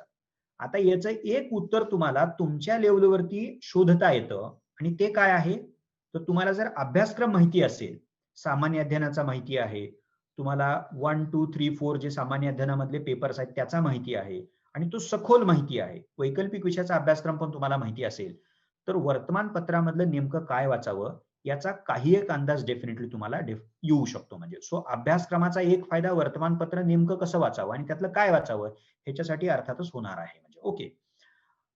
तिसरा जो महत्वाचा भाग तयारीमध्ये तुम्हाला करायचा आहे या सिव्हिल सर्व्हिस एक्झामिनेशनच्या प्रिपरेशनमध्ये, ते म्हणजे आयोगाच्या जुन्या प्रश्नपत्रिका. म्हणजे आता जर युपीएससीचा आत्ताचा पॅटर्न बघितला पूर्व आणि मुख्य परीक्षेचा, तर पूर्व परीक्षेचा आत्ताचा पॅटर्न 2011 पासून स्वीकारण्यात आला आणि युपीएससी मुख्य परीक्षेचा सध्याचा पॅटर्न म्हणजे रचना 2013 पासून स्वीकारण्यात आलेली आहे. 11 पूर्व परीक्षा आणि 13 मुख्य परीक्षा. तर सोप्या भाषेमध्ये 2011 पासून 2019 पर्यंतच्या 2020, आता पूर्व परीक्षा ऑक्टोबरमध्ये जी झालेली आहे, सो 20 चाही पेपर आपल्याला अवेलेबल आहे. सो 2011 ते 2020 या कालखंडातील युपीएससीच्या जुन्या पूर्व परीक्षेच्या प्रश्नपत्रिका अत्यंत बारकाईने तुम्ही बघितल्या पाहिजे, ज्याला स्पर्धा परीक्षेच्या परिभाषेमध्ये क्वेश्चन पेपर अनालिसिस, प्रश्नपत्रिकांचं विश्लेषण असं म्हटलं जातं. सो युपीएससीची तयारी करत असताना पहिला टप्पा मी सांगितला, रचना लक्षात घ्या तिच्या वेगळेपणासह. दुसरा टप्पा अत्यंत थोडक्यात मी सांगितला, केवळ उल्लेख केला असं म्हणायला हरकत नाही, अभ्यासक्रम बारकाईने बघा, इंटरनलाइज करा, अंगीकृत करा.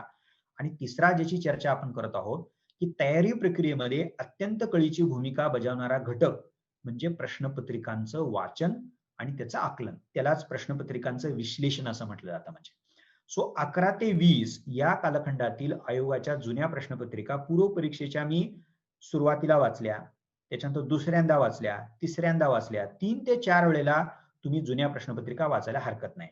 आणि तीच बाब तुम्हाला युपीएससी मुख्य परीक्षेच्या बाबतीमध्ये करता येऊ शकते. 2013 पासून 2020 ची परीक्षा अजून काही युपीएससीची झालेली नाहीये. आता जानेवारीमध्ये म्हणजे 8 जानेवारीपासून युपीएससीची मुख्य परीक्षा होणार आहे. सो ती 20 ची परीक्षा असं आपण म्हणूयात. म्हणजे पण 19 पर्यंतच्या युपीएससी मुख्य परीक्षेच्या सर्व प्रश्नपत्रिका अवेलेबल आहेत, त्याचा तुम्ही डेफिनेटली अभ्यास करायला पाहिजे. म्हणजे इथे मी जाता आता उल्लेख करतो की सौरभ कुमार यांचं युनिक अकॅडमीने प्रकाशित केलेलं prelim simplified, UPSC prelim simplified हे पुस्तक पूर्व परीक्षेच्या 11 ते 19 पासूनच्या सर्व प्रश्नपत्रिकांचं अभ्यासनिहाय विश्लेषण करणारं पुस्तक आहे. प्रिलिम सिम्प्लिफाईड तुम्हाला अमेझॉन वरती पण ते बघायला मिळू शकतं. त्याच प्रकारे मुख्य परीक्षेच्या विश्लेषणासाठी वेगवेगळ्या प्रकारची जी विश्लेषण आहे ते तुम्ही बघू शकता.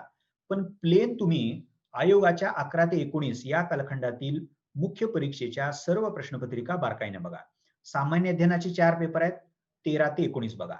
तुम्ही जो वैकल्पिक विषय निवडणार आहात, कदाचित तुमच्यापैकी अनेक लोकांना वैकल्पिक विषय निवडायचा असतो हे माहिती नसेल, काही लोकांना माहिती असेल पण वैकल्पिक विषय निवडायची प्रक्रिया अजून संपलेली नसेल, ते वैकल्पिक विषयाचं प्रकरण आपण मागे ठेवू शकतो. जेव्हा केव्हा तुम्ही तो निवडीचा निर्णय घ्याल तेव्हा जे काही वैकल्पिक विषय तुमच्या मनामध्ये आहेत त्याचे 2-2, 3-3 वर्षाच्या प्रश्नपत्रिका तुम्ही सुरुवातीला निवड प्रक्रियेचा भाग म्हणून पाहू शकता. आणि एकदा का तुम्ही तो वैकल्पिक विषय निवडला, पक्का केला, तर त्याची तयारी करण्याच्या प्राथमिक टप्प्यावरच म्हणजे तयारी करतानाच प्रारंभीच तुम्ही 11 ते किंवा त्याच्याही मागे तुम्ही डेफिनेटली जाऊ शकता. 2005 पासून वैकल्पिक विषयाच्या जुन्या प्रश्नपत्रिका आयोगाच्या बघू शकता म्हणजे. ओके. आता मी याचा समरअप करतो. प्रश्नपत्रिका का बघायच्या? एखाद्या विद्यार्थ्याला असं वाटू शकतं, की आम्हाला UPSC सनदी सेवा परीक्षेची माहितीच फारशी नाहीये. त्याची तयारी आम्ही अजून सुरू केलेली नाहीये. ओके. तर मग अशा परिस्थितीमध्ये सुरुवातीलाच मागच्या प्रश्नपत्रिका बघून उपयोग तो काय? पण मी त्या बाबतीमध्ये तुम्हाला एवढं सांगेन, की तुम्ही रचना लक्षात घेणार आहात या परीक्षेची प्रत्येक टप्प्यासह. अभ्यासक्रम जो काही आयोगाने निर्धारित केलेला आहे तो बारकाईनं पुन्हा पुन्हा तुम्ही वाचणार आहात आणि मग जर का तुम्ही तात्काळ प्रश्नपत्रिका 3 ते 4 वेळा बघितल्या, तर तुम्हाला साधारणतः हा तरी अंदाज येईल, की या पेपर्स मधल्या या अभ्यासक्रमावरती पूर्व परीक्षेमध्ये अमुक अमुक प्रकारचे प्रश्न विचारलेले आहेत आणि मुख्य परीक्षेमध्ये अमुक अमुक प्रकारचे प्रश्न विचारलेले आहेत. प्रश्न बघितल्यानंतर आपल्याला काहीसा अंदाज येऊ शकतो, की प्रश्न कठीण वाटतायत, प्रश्न संकल्पनात्मक आहेत, प्रश्न निव्वळ माहिती वजा आहेत, बरेचसे प्रश्न त्या वर्षामध्ये किंवा त्याच्या आदल्या वर्षामध्ये घडलेल्या ज्या चालू घडामोडी आहेत त्या घडामोडीच्या बाबतीमध्ये प्रश्न विचारलेले आहेत आणि चालू घडामोडीवरती विचारले जाणारे प्रश्न पुन्हा सखोलपणे जेव्हा आपण बघतो तेव्हा असंही लक्षात येते की कधी कधी चालू घडामोडीत अमुक एक बिल पारित केलं तर त्या बिलाचे डिटेल्स द्या असाही प्रश्न एकदम सरळसोट विचारला जाऊ शकतो. पण कधी कधी तुम्हाला विचारात टाकणारा बुचकळ्यात टाकणारा पण प्रश्न विचारला जाऊ शकतो. म्हणजे उदाहरणार्थ काय की अमुक अमुक एक बिल पारित झालेलं आहे आणि ते अमुक अमुक समस्येवरचा उपाय म्हणून पारित झालेला आहे. पण तुम्हाला असं वाटतं का की त्या पारित झालेल्या विधेयकामध्ये ज्या काही तरतुदी आहेत तर ती संबंधित समस्या मिटवण्यासाठी त्या समस्येची उकल करण्यासाठी संबंधित विधेयकातील तरतुदी पुरेशा आहेत असं तुम्हाला वाटतं का? आता हा काही माहिती वजा प्रश्न नाहीये. तर इथं तुम्हाला ते विधेयक माहिती पाहिजे. ते विधेयक कोणत्या कारणासाठी स्वीकारण्यात आलेलं आहे ते कारण तुम्हाला माहिती पाहिजे. आणि नंबर 3 त्या कारणावर उकल म्हणून संबंधित विधेयकातील तरतुदी पुरेशा आहेत किंवा नाहीत. सरकार ते विधेयक पारित करतं हे आपल्याला माहिती आहे संसदेच्या माध्यमातून. सो सरकारची त्यामागची भूमिका असते. मग त्या भूमिकेतले सगळे मुद्दे आपल्याला माहिती पाहिजेत. आणि दुसऱ्या बाजूला काही अभ्यासक असतात, विरोधक म्हणूयात आपण, काही सिरियसली अभ्यास करणारे अभ्यासक असतात, संपादकीय लेखांमधून आपल्याला त्याबद्दल जी चिकित्सा असते म्हणजे दुसरी बाजू ज्याला म्हणूयात, सरकार त्या विधेयकाच्या बाजूने बोलणार आणि विरोधक मी व्यापक शब्दप्रयोग वापरतो, ते राजकीय अर्थाने केवळ घेऊ नका. तर त्याच्यामध्ये पत्रकार असतील, कार्यकर्ते असतील, प्राध्यापक प्राध्यापिका असतील, संशोधक करणारे विद्यार्थी विद्यार्थिनी असतील वगैरे वगैरे सगळे असतील.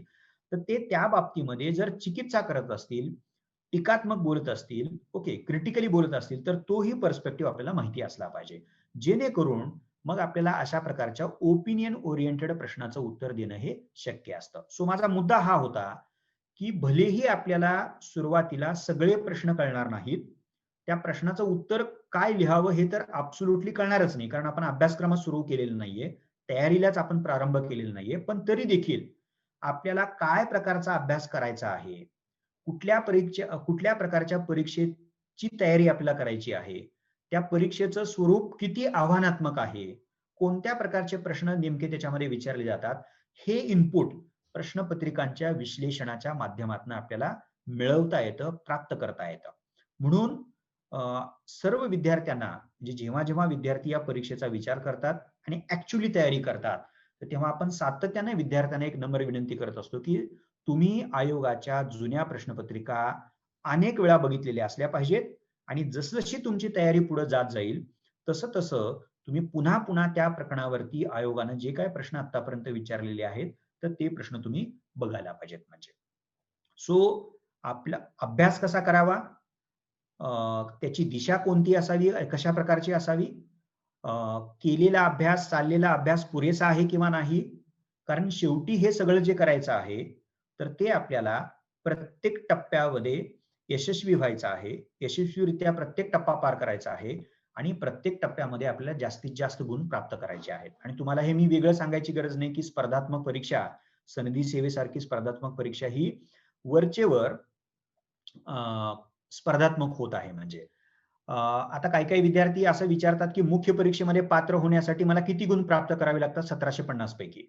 याचं उत्तर एक आपल्याला देता येत नाही, त्याचं काही ठरलेलं उत्तर नाही की 35% मिळवले किंवा 40% गुण प्राप्त केले म्हणजे मी मेन्स परीक्षा उत्तीर्ण होतो. तर दरवर्षी हे मेन्सचं म्हणजे मुख्य परीक्षेचं मेरिट ज्याला म्हणतो आपण, म्हणजे कट ऑफ म्हणूयात, त्याला मी मेरिट हा शब्दप्रयोग सोयीसाठी वापरतोय, तो दरवर्षी बदलतो. कधी तो 750 असेल, कधी 750 असेल, कधी तो 800 असेल, कधी तो 825 असेल. म्हणजे त्या वर्षी युपीएससी किती पदं भरणार आहे, नंबर 1. नंबर 2, त्या वर्षी तेवढ्या पदांसाठी किती विद्यार्थ्यांनी अर्ज केलेले आहेत, नंबर 2. आणि त्याच्याही पेक्षा महत्वाचं म्हणजे त्या वर्षी अर्ज केलेल्या पूर्व परीक्षा पात्र होऊन मुख्य परीक्षा लिहिणाऱ्या विद्यार्थ्यांच्या तयारीची गुणवत्ता किती आहे. म्हणजे वरचेवर ही जर परीक्षा कॉम्पिटिटिव्ह होत असेल, प्रत्येक विद्यार्थी हा प्रयत्न करणार की माझ्या तयारीमध्ये कुठल्याही प्रकारचा कच्चा दुवा राहता कामा नये. कन्सेप्च्युअल क्लॅरिटी आहे, मी इन्फॉर्मेशन वरती कमांड मिळवलेली आहे, मी करंटची पक्की तयारी केलेली आहे. तुम्ही मला विश्लेषणात्मक प्रश्न विचारा किंवा मला फॅक्च्युअल प्रश्न विचारा, मी प्रत्येक प्रकारच्या प्रश्नांची तयारी केलेली आहे.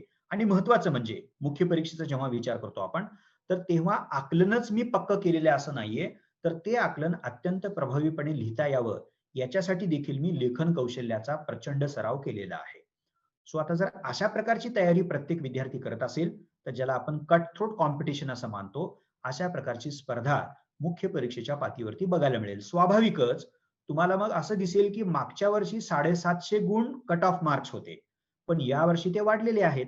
कारण प्रत्येक वर्षी विद्यार्थ्यांच्या तयारीचा दर्जा आणि मानक किंवा गुणवत्ता ज्याला म्हणूया, ती जर वृद्धिंगत होणार असेल, तर दरवर्षी कदाचित, हे मी कदाचित असं मानतोय कारण ह्याच्याबद्दल कोणालाही ठाम काही भाष्य करता येऊ शकत नाही, तर कदाचित पुढच्या वर्षी ते मेरिट वाढू शकतं. याच्यात दुसरा एक मुद्दा असतो की पेपर कसे असेस केले गेलेले आहेत. जर परीक्षक अत्यंत चिकित्सकपणे पेपर तुमचे तपासत असतील, ओके, आणि मोठ्या प्रमाणामध्ये ते चिकित्सक दृष्टिकोनाचा वापर करून जर पेनल्टी देत असतील, हे सर्वस्वी त्यांच्यावरती अवलंबून असतं. म्हणजे आता उदाहरण घेऊयात आपण की जसं मराठीमध्ये आपण असं म्हणतो की काना मात्रा वेलांटी उकार, म्हणजे जर प्रमाण लेखन केलं नाही तर कदाचित त्याच्यामुळे मार्क कापले जाऊ शकतात, म्हणजे मार्क्स वजा केले जाऊ शकतात, गुण वजा केले जाऊ शकतात. आपण जर विरामचिन्हांचा योग्य वापर केला नाही, ज्याला इंग्रजीमध्ये आपण पंक्च्युएशन असं म्हणतो. आता तुम्हाला वाटेल की विरामचिन्ह महत्वाची असतात का, तर डेफिनेटली महत्वाची असतात. कारण विरामचिन्हाचा वापर करून आपल्याला जे काही प्रतिपादन करायचं असतं, आपल्याला जे प्रेझेंट करायचं आहे, आर्ग्यू करायचं आहे, तर ते विशिष्ट पद्धतीने आपल्याला करावं लागतं. म्हणजे स्वल्प विराम कुठं वापरायचा, अर्धविराम कुठं वापरायचा, पूर्णविराम कुठं वापरायचा, उद्गारवाचक चिन्ह कुठं वापरायचं, ह्या गोष्टींना जसं आपण 10th लेवलवरती महत्व द्यायचो, तेवढंच किंबहुना त्याच्याही पेक्षा जास्त महत्व या लेवलवरती तुम्हाला द्यावं लागेल. सो अशा अनेक गोष्टी त्याच्यामध्ये तुम्हाला डेफिनेटली बघता येतील. व्याकरण दृष्ट्या योग्य वाक्यरचना, माझी वाक्यरचना योग्य नसेल, त्याच्यातनं नेमका अर्थ लागत नसेल, म्हणजे माझ्या भाषेमध्ये गडबड आहे, तर मग तशा प्रकारच्या उत्तराला बरे मार्क मिळतील ह्याची खात्री कशी काय आपण बाळगू शकतो. सो त्या वर्षी मुख्य परीक्षेचे पेपर्स कसे असेस केले जातील, ओके, याच्यावर देखील त्या वर्षीचा कट ऑफ हा अवलंबून असतो. सो आपण मूळ मुद्द्याकडे येऊयात. माझा मुद्दा चालला होता की प्रश्नपत्रिकांचं विश्लेषण तुम्ही योग्य रीतीने करू शकलात तर तुम्हाला अभ्यास कसा करावा, त्या अभ्यासाची दिशा कशी असावी, या सगळ्या बाबी सुरुवातीपासूनच लक्षात घेता येऊ शकतील. चौथा टप्पा या तयारीतला आहे युपीएससी परीक्षेसाठी तुम्हाला जे काही वाचायचं आहे त्यालाच आपण जरा वेगळ्या भाषेमध्ये संदर्भ ग्रंथांची यादी, रेफरन्स लिस्ट तुमच्याकडे पाहिजे. त्याच्यामध्ये 3 महत्वाच्या बाबी आहेत. एनसीईआरटीची पुस्तकं, आपल्या युनिक अकॅडमीच्या वेबसाईटवरती तुम्हाला युपीएससी पूर्व परीक्षा, युपीएससी मुख्य परीक्षा आणि मुलाखतीसाठी लागणाऱ्या इंग्रजी माध्यमातील आणि मराठी माध्यमातील संदर्भ पुस्तकांची सविस्तर यादी आपण उपलब्ध केलेली आहे. आणि तुम्ही सर्वजण जे ऐकता आहात, तर 1 डिसेंबर पासून जी आपली बॅच इंग्रजी माध्यमाची सुरू होणार आहे, तर त्यांच्यासाठी आपण एक ग्रुप केलेला आहे. तर तो ग्रुप तुम्ही जेव्हा जॉईन कराल, ई लर्निंग डिपार्टमेंट मधनं तुम्हाला सगळ्या प्रकारचं इनपुट, सगळ्या प्रकारचं सहाय्य उपलब्ध करून दिलं जाईल. तर त्या ग्रुपवरती देखील आपण संदर्भ ग्रंथांची यादी उपलब्ध करून देत आहोत. म्हणजे मग पूर्व परीक्षेला कोणते, मुख्य परीक्षेला कोणते, विषयवार कोणते आहेत, तर ह्या सगळ्या बाबी तुम्हाला उपलब्ध करून दिल्या जातील. सो चौथा माझा मुद्दा होता की आपण जर युपीएससीचं स्वरूप लक्षात घेतलं, तिचा अभ्यासक्रम बारकाईनं आपण बघितला, अंगीकृत केला, जुन्या प्रश्नपत्रिकाही काळजीपूर्वक वाचल्या, त्या पचवल्यात, मग पुढचं तयारीमध्ये पाऊल कुठलं असलं पाहिजे, तर ते पाऊल अर्थातच असलं पाहिजे संदर्भ ग्रंथाची अधिकृत आणि ऑथेंटिक पुरेशी यादी तुमच्याकडे असली पाहिजे. त्याच्यामध्ये नंबर 1 एनसीईआरटीची पुस्तकं आहेत, कोणत्या विषयासाठी कोणत्या इयत्तेची एनसीईआरटी वाचायला पाहिजेत, ओके, याची सगळी यादी तुम्हाला त्या ग्रुपवरती आणि आपल्या वेबसाईटवरती अवेलेबल आहे. नंबर 1. नंबर 2, एनसीईआरटीचं वाचन केल्यानंतर तुम्हाला प्रत्येक विषयासाठी किमान एक इंग्रजीमधलं रेफरन्स पुस्तक ज्याला म्हणतो आपण, संदर्भ पुस्तक, तर ते पुस्तक मुळापासून 4 ते 5 वेळेला किमान वाचावं लागणार आहे. कारण ते संदर्भ पुस्तक असल्यामुळं जे व्यापक लिहिलेलं असतं, तो संबंधित विषय त्यातल्या अभ्यासक्रमासकट कव्हर केलेला असतो. त्याची चर्चा सविस्तरपणे, सखोलपणे केलेली असते. सो हा दुसरा घटक तुमच्या संदर्भामधला आहे. पहिला एनसीईआरटीची पाठ्यपुस्तकं, दुसरा संदर्भ पुस्तक, तुमचं माध्यम कुठलं आहे यावरती इंग्रजी बरोबरच तुम्हाला समजा तुम्ही मराठी माध्यम निवडणार असाल, तर मराठी माध्यमातला रेफरन्स देखील जो काही अवेलेबल आणि सांगितलेला असतो, तर तो रेफरन्स तुम्ही वापरायला काही हरकत नाही. म्हणजे तिसरा जो घटक तुमच्या रेफरन्स पुस्तकामधला आहे, संदर्भ पुस्तकामधला आहे, तो म्हणजे चालू घडामोडीसाठी तुम्हाला वर्तमानपत्राचं वाचन करावं लागेल. इंडियन एक्सप्रेस सारखा वर्तमानपत्र आहे, हिंदू सारखं महत्वाचं वर्तमानपत्र आहे. मराठीमध्ये तुम्ही एखादं वर्तमानपत्र लोकसत्तेसारखं वाचू शकता म्हणजे. ओके. सो अशा रीतीनं चालू घडामोडीसाठी किमान वर्तमानपत्र आणि त्याच्याखेरीज आपल्या संस्थेमध्ये जव्हाद काजी असतील, शिवाजी काळे सर असतील, तर ते करंट इव्हेंटचे वेगवेगळ्या प्रकारचे रेग्युलर शेड्यूल्स ते घेत असतात. YouTube चॅनलवरती ते अवेलेबल असतात. तर हा सोर्स देखील तुम्ही वापरू शकता. म्हणजे याच्याखेरीज जर तुम्हाला योजनेसारखं किंवा कुरुक्षेत्र सारखं एखादं 2 पैकी एखादं मॅगझिन वाचायचं असेल, तर तेही तुम्ही वाचू शकता. सो संदर्भ पुस्तकाच्या बाबतीमध्ये मी फार सखोल बोलणार नाही, पण 3 घटक त्यातले जे महत्वाचे आहेत, उलट्या पद्धतीने घेऊयात आपण. चालू घडामोडीसाठी वर्तमानपत्र, एखादं मासिक.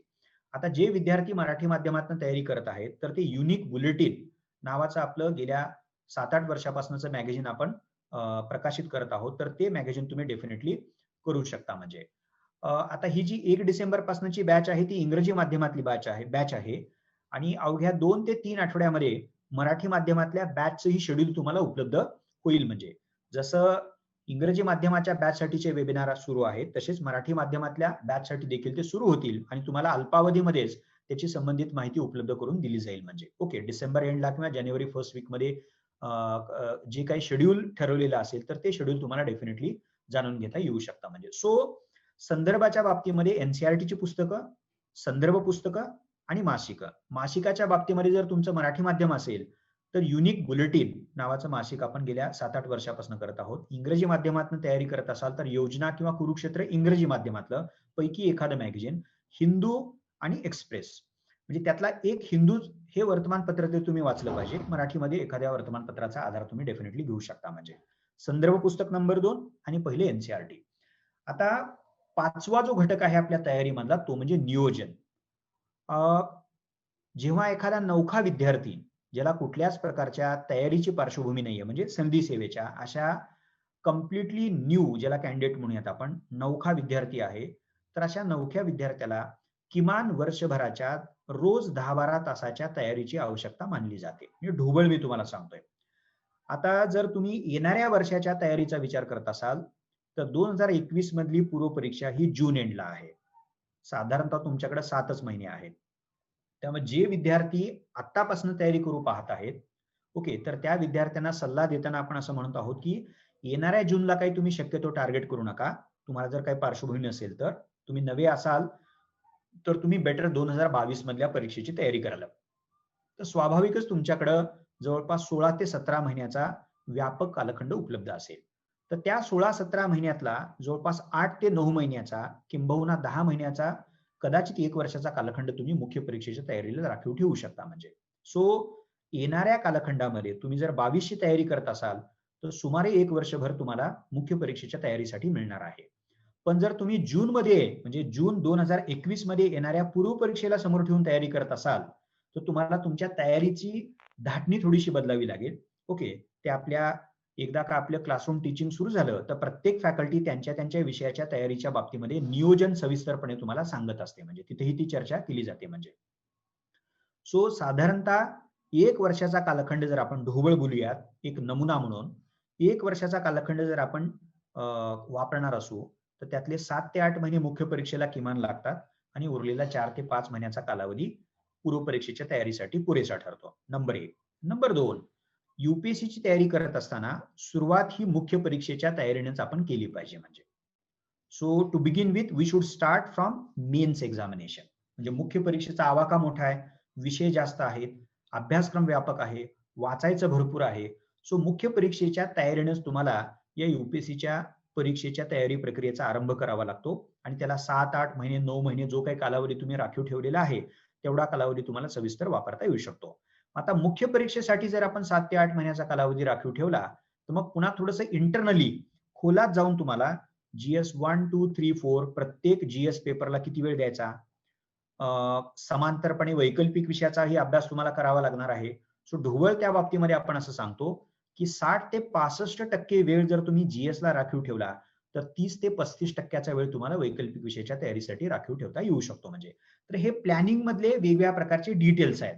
म्हणजे 1 वर्ष, त्यातले 7 ते 8 महिने मुख्य परीक्षेला, 4 ते 5 महिने पूर्व परीक्षेला, 7 ते 8 महिने मुख्य परीक्षेला राखीव ठेवल्यानंतर प्रत्येक त्यातले जे 1 पासून 4 पर्यंत आणि वैकल्पिक विषय आणि त्याच्या जोडीनं किमान 15 दिवसातनं तरी एखादा विषय निवडून त्याच्यावरती वाचून त्यावरचं मटेरियल जमा करून संकलित करून 15 दिवसातनं का असेना एका विषयावरती निबंधाची तयारी करणं, अशा प्रकारची फ्रिक्वेन्सी निबंधाच्या तयारीच्या बाबतीमध्ये तुम्हाला स्वीकारता येऊ शकते. सो प्लॅन मध्ये मी तुम्हाला फक्त सुरुवातीला एवढंच सांगेन की तुम्हाला कोणत्या वर्षी तुम्ही परीक्षा देणार आहात हे माहिती पाहिजे, म्हणजे उपलब्ध कालावधी तोपर्यंत किती आहे हे तुम्हाला माहिती होईल. नंबर 1.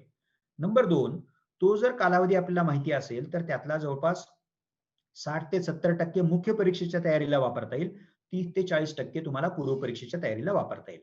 आणि प्रत्येक टप्प्याला किती महिने आपण राखीव ठेवलेले आहेत हे का स्पष्ट झालं की मग खोलात जाऊन त्या प्रत्येक टप्प्यामध्ये जेवढे पेपर्स असतील, जेवढे विषय असेल, त्या विषयाचा जो काही अभ्यासक्रम असेल आणि त्याच्यासाठी जे काही आपल्याला वाचायचं आहे, हे सगळे घटक लक्षात घेऊन विषयवार त्या त्या टप्प्यातील विषयांना, पेपर्सना आपल्याला प्रमाणामध्ये वेळ राखीव ठेवता येऊ शकतो. म्हणजे सो कशाची तयारी करायची आहे, नंबर 1 हे माहिती असणं गरजेचं आहे. किती कालावधी तयारीसाठी आपल्याला उपलब्ध आहे, नंबर 2 हे माहिती असणं गरजेचं आहे. किती कालावधी आपल्याला त्याच्यासाठी द्यावा लागणार आहे हेही तुम्हाला त्याच्या जोडीनं माहिती असणं हे आवश्यक आहे. हा झाला नियोजनातला भाग. आता शेवटचा जो तयारीचा भाग आहे त्याच्याबद्दल काहीसं मी सविस्तर बोलतो. म्हणजे की तो शेवटचा भाग काय आहे की प्रत्यक्षात तयारी कशी करायला पाहिजे. तर त्याचं एक उत्तर मी रिपीट करून देतो. म्हणजे तुम्हाला परीक्षेचं स्वरूप माहिती असलं पाहिजे, अभ्यासक्रम सखोल माहिती असला पाहिजे, जुन्या प्रश्नपत्रिका तुम्ही अत्यंत काळजीपूर्वक चाळलेल्या असल्या पाहिजे, त्याचं योग्य ते विश्लेषण तुम्ही बघितलेलं असलं पाहिजे, तुमच्याकडे संदर्भ पुस्तकांची NCERT संदर्भ पुस्तक आणि चालू घडामोडीसाठी वापरावयाची संदर्भ पुस्तक याचा अंतर्भाव असलेली ऑथेंटिक अशी संदर्भाची यादी असली पाहिजे. हे एक ढोबळ उत्तर झालं ज्याची चर्चा आपण गेल्या तासाभरापासून करत आहोत. म्हणजे नंबर 1. आता नंबर 2, तयारी करायची म्हणजे मी काय करायची, तर एखादा विषय आपण घेतो, समजा राज्यघटना घेतला, कुठलाही तुम्ही विषय उदाहरणादाखल घेऊ शकता, तर त्याच्या तयारीची सुरुवात ही NCERT पासून करायला पाहिजे. आता जर आपण राज्यघटनेचं उदाहरण घेतलं तर राज्यघटनेसाठी 11वीचं Indian constitution at work, okay, हे NCERTचं पाठ्यपुस्तक वाचायला सांगितलं जातं.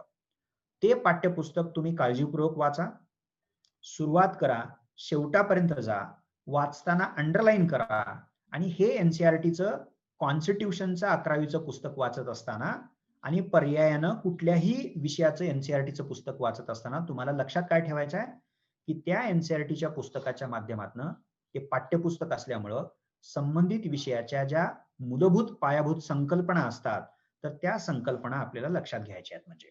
म्हणजे राज्यघटनेचा विचार केला तर राज्यघटना म्हणजे काय, लोकशाही म्हणजे काय, गणराज्य म्हणजे काय, संसदीय पद्धत म्हणजे काय, संघराज्यीय पद्धत म्हणजे काय, सत्ता विभाजन म्हणजे काय, सेपरेशन ऑफ पॉवर म्हणजे काय, डिव्हिजन ऑफ पॉवर म्हणजे काय, पार्लमेंटरी सिस्टीम म्हणजे काय, प्रेसिडेन्शियल सिस्टीम म्हणजे काय, ज्युडिशियल रिव्ह्यू म्हणजे काय, ज्युडिशियल ओव्हररीच म्हणजे काय, असे जे शब्दप्रयोग आहेत, म्हणजे न्यायालयीन सक्रियता काय आहे, न्यायालयीन पुनर्विलोकन काय आहे, न्यायालयीन अधिक्षेप काय आहे, हक्काची संकल्पना काय सांगते, what is mean by rights, म्हणजे मूलभूत हक्काचा अर्थ काय, what is mean by fundamental rights. म्हणजे सो अशा कितीतरी संकल्पना आपल्याला राज्यघटनेच्या अनुषंगानं वाचनात येतील, ओके, आपल्या ऐकण्यात येतील.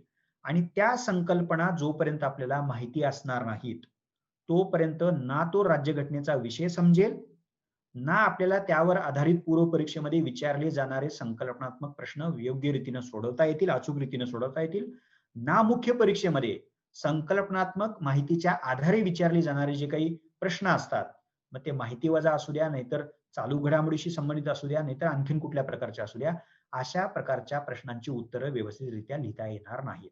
सो युपीएससीची तयारी करताना सर्वांनी जो मुद्दा लक्षात घ्यायचा आहे, जो एनसीईआरटीच्या माध्यमातून पक्का करायचा आहे, तो म्हणजे प्रत्येक विषयाच्या ज्या पायाभूत आणि मूलभूत संकल्पना आहेत, त्या संकल्पना 3दा 4दा 5दा जोपर्यंत तुमचं समाधान होत नाही तोपर्यंत तुम्ही वाचा, समजून घ्या, त्याचं चिंतन मनन करा आणि त्या अंगीकृत करा. म्हणजे तुम्ही जर इकॉनॉमिक्सचा विचार केला, बऱ्याचदा काय होतं की इकॉनॉमिक्स म्हणजे अर्थव्यवस्था हा विषय आपला नसतो, म्हणजे आर्ट्स जर नसेल तर आपलं शक्यतो म्हणजे ढोबळपणे बोलायचं असेल तर, आणि मग इकॉनॉमिक्स हा विषय समजून घेताना अवघड जातो.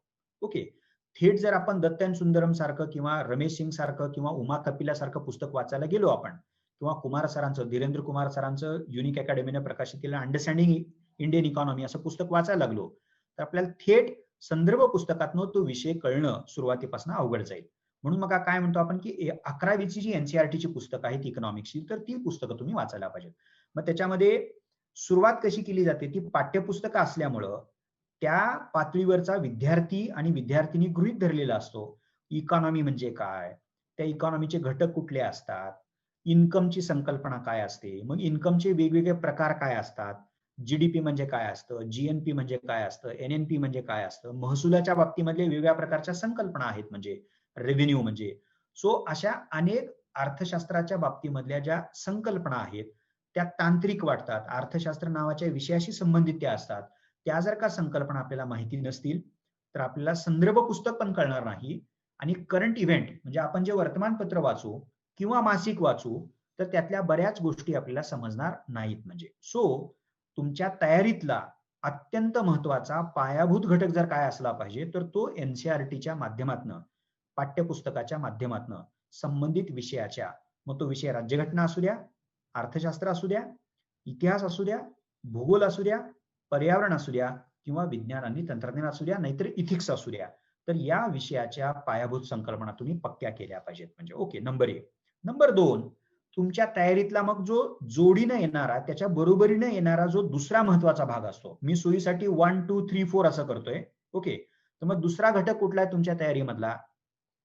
तुम्ही जेव्हा एनसीईआरटीची पुस्तकं कंप्लीट करता आणि त्याच्यानंतर तुम्हाला जे वाचायचं असतं ते म्हणजे रेफरन्स पुस्तकं असतात. समजा आता इंडियन कॉन्स्टिट्यूशन असं तुम्ही म्हणालात, 11वीचं एनसीईआरटीचं पुस्तक वाचलं तर इंग्रजी माध्यमातून स्टँडर्ड रेफरन्स पुस्तक कॉन्स्टिट्यूशनसाठी जे सांगितलं जातं ते म्हणजे लक्ष्मीकांतचं इंडियन पॉलिटी सांगितलं जातं. ओके, मराठीमध्ये जर तुम्ही तयारी करत असाल तर युनिक अकॅडमीचं आपलं भारतीय राज्यघटना घटनात्मक प्रक्रिया खंड 1 नावाचं पुस्तक आहे. म्हणजे ओके, सो मराठीमध्ये असेल तर मराठीमधलं रेफरन्स, इंग्रजीमध्ये असेल तर लक्ष्मीकांत सारखं इंडियन पॉलिटी नावाचा इंग्रजीमधला रेफरन्स आहे.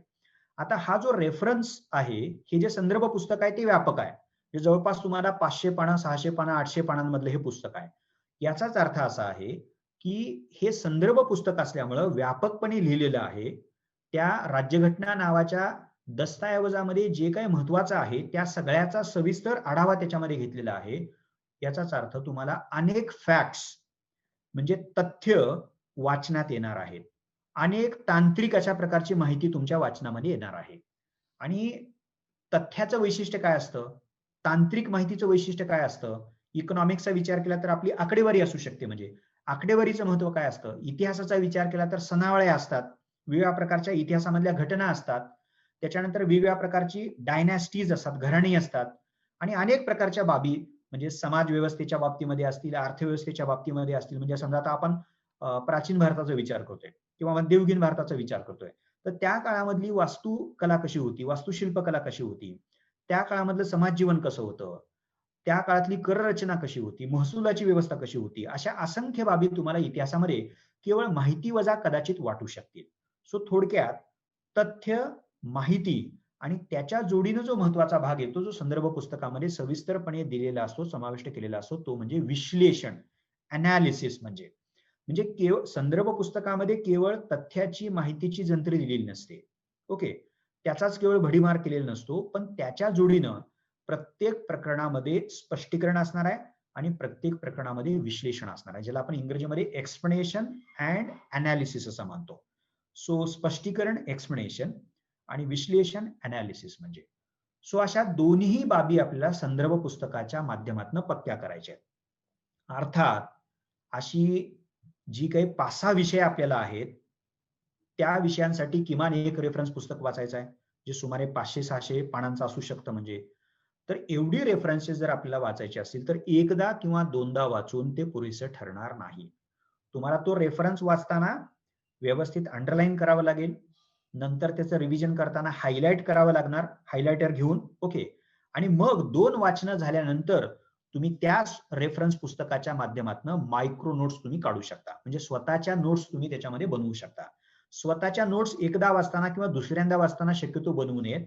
किमान 2 वेळा एखादा रेफरन्स वाचावा आणि त्याच्यानंतर तुम्हाला कळतंच बाय दॅट टाइम की पहिल्यांदा वाचताना काय महत्वाचं वाटतं, दुसऱ्यांदा वाचताना काय महत्वाचं वाटतं. ते एकदा का कळलं, त्याचा एक अंदाज आला, की मग 2 वाचनानंतर जेव्हा तुम्ही तिसरं वाचन एखाद्या रेफरन्स करायला लागता, तर त्यातला जो महत्वाचा तेवढाच भाग आहे, तेवढाच तुम्ही नोट्सच्या माध्यमातून लिहून काढू शकता म्हणजे. ओके. सो प्रोसेसिंग मी ज्याला म्हणेन. संदर्भ पुस्तक बल्की असणार आहे. त्याच्यामध्ये एका बाजूला माहिती असणार आहे, दुसऱ्या बाजूला विश्लेषण असणार आहे. त्यामुळे तुम्हाला या रेफरन्स पुस्तकांना एका बाजूला अनेक वेळा वाचावं लागेल आणि वाचत असताना प्रत्येक टप्प्यावरती त्याचं योग्य ते प्रोसेसिंग करावं लागणार आहे. ओके. हा दुसरा भाग झाला. आणि मग तिसरा टप्पा तुमच्या तयारीतला येईल, तिसरा घटक तुमच्या तयारीतला येईल. तो म्हणजे तुम्हाला जे विषय आहेत, त्या विषयाचा जो अभ्यासक्रम आहे, त्यातले जे असे टॉपिक्स आहेत, की ज्याच्या बाबतीमध्ये करंट इव्हेंट्स म्हणजे चालू घडामोडी काहीतरी घडलेले आहेत किंवा घडत आहेत म्हणजे. सो त्याला चालू घडामोडीचा अभ्यास असं नाव वापरू शकतो. तर हा चालू घडामोडीचा अभ्यास देखील तुम्हाला सविस्तर करावा लागेल. म्हणजे घटनेच्या बाबतीमध्ये बोलायचं असेल, तर एखाद्या घटक राज्यामध्ये काही निवडणुका झाल्या का? त्या निवडणुकांमध्ये कुठले मुद्दे महत्वाचे बनलेले आहेत? ओके.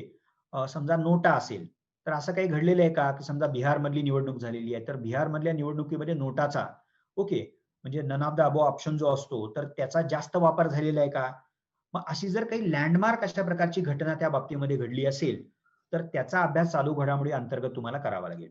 राज्यपालाचं पद कॉन्ट्रोव्हर्सीमध्ये जर आलं असेल, सीबीआय कॉन्ट्रोव्हर्सीमध्ये आला असेल, मीडियाच्या बाबतीमध्ये काही गोष्टी घडत असतील, सर्वोच्च न्यायालयाची अनेक प्रकरणं अलीकडच्या काळामध्ये गाजत आहेत म्हणजे बेलच्या बाबतीमधली प्रकरणं असतील किंवा काही प्रकरणातले निवाडे असतील, संसदेने केलेले कायदे असतील, अशा ज्या काही राज्यघटनेच्या बाबतीमध्ये घडणाऱ्या घडामोडी असतील, अर्थव्यवस्थेच्या बाबतीमध्ये तुम्हाला लक्षात येईल की कोविड-19 जो काही इम्पॅक्ट झालेला आहे, जगाची अर्थव्यवस्था असेल, भारताची अर्थव्यवस्था असेल, महाराष्ट्राची अर्थव्यवस्था असेल, एकूण विकासाचं जे प्रारूप आहे, तर त्या विकासाच्या प्रारूपासमोरच एका अर्थानं क्वेश्चन मार्क लावलेला आहे. स्थलांतरितांचा प्रश्न आपण आपण सर्वांनी अनुभवलेला आहे. तर अशा प्रकारची गोष्ट कशी काय घडू शकते याचा अंदाज आपल्याला आला नाही, लॉकडाऊन करताना आला नाही आणि त्याच्यानंतर जेव्हा ती समस्या समोर आली, तर त्यावर मात करण्यासाठी पुरेशा प्रकारची पूर्वतयारी आपण केलेली नव्हती. सो यातनं जे काही मुद्दे पुढे आलेले आहेत, त्या मुद्द्यांच्या बाबतीमध्ये गेल्या 7-8 महिन्यामध्ये जे काही लिहून आलेलं आहे, सरकारने त्या बाबतीमध्ये जे काही केलेलं आहे, त्याची जी काही चिकित्सा झालेली आहे, हे सगळं म्हणजे करंट इव्हेंटचा अभ्यास म्हणजे केवळ घटना पाठ करणं, घटना लक्षात ठेवणं असा नाहीये म्हणजे. त्या घटनाचं त्या घटनांची कारणमीमांसा करावी लागेल. त्या घटनांचं विश्लेषण करावं लागेल. त्या घटनांच्या बाबतीतनं त्या घटनांमधनं वेगवेगळे जे कळीचे मुद्दे निर्माण होतात, ते मुद्दे तुम्हाला समजावून घ्यावे लागतील आणि त्या बाबतीमध्ये सरकारनं जे उपाय योजलेले आहेत, ते उपाय समजून घ्यावे लागतील. त्याच्या मागची सरकारची पण भूमिका समजून घ्यावी लागेल एका बाजूला आणि दुसऱ्या बाजूला त्याच्यावरती जर टीका झालेली असेल, सीरियस टीका, टीकेसाठी केली जाणारी टीका आपण फार सीरियस घेता कामा नये.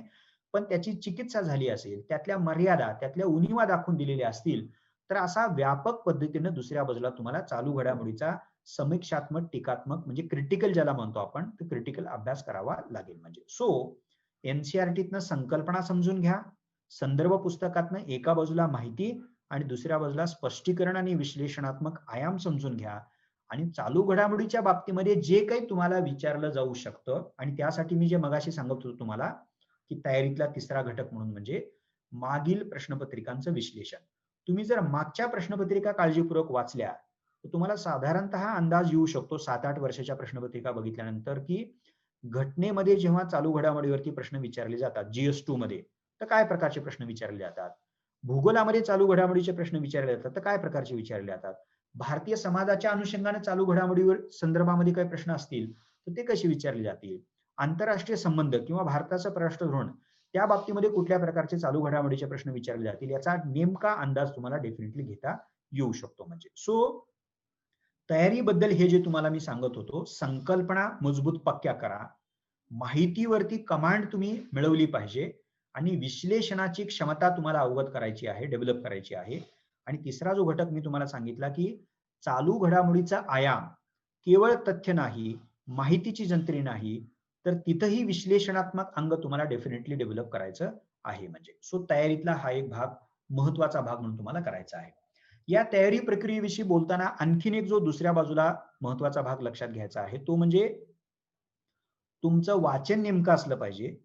रिव्हिजन्स तुम्ही जेवढ्या ठरवाल तेवढ्या तुम्हाला करायच्या आहेत आणि हे सगळं करून तुमचं आकलन जितकं नेमकं आणि जितकं अचूक बनवता येईल तेवढा तो प्रयत्न तुम्हाला करायचा आहे.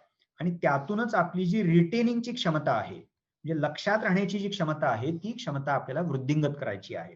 कारण वाचायचं तर प्रचंड आहे. मग ते प्रचंड वाचलेलं म्हणजे प्रचंड आपल्याला एकदा नाही वाचून चालणार आहे, ते अनेक वेळेला वाचू. पण अनेक वेळेला वाचून देखील ते विसरू शकतो आपण.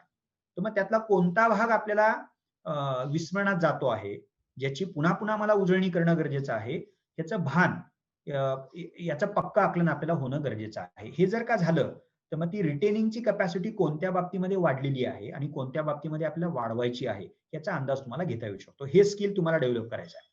मुख्य परीक्षेच्या बाबतीमध्ये आकलनासोबत ज्याचा मगाशी पण मी उल्लेख केलेला आहे, लेखन. आता सध्या आपली मेन साठीची टेस्ट सिरीज सुरू आहे. पॉलिटिकल सायन्स तो विषय मी शिकवत असल्यामुळं आणि त्याचा जो काही माझा अनुभव आता फर्स्ट हँड एक्सपिरियन्स आहे तो मी तुम्हाला शेअर करतो. म्हणजे मी आणि पंकज भट्टे माझे सहकारी आहेत.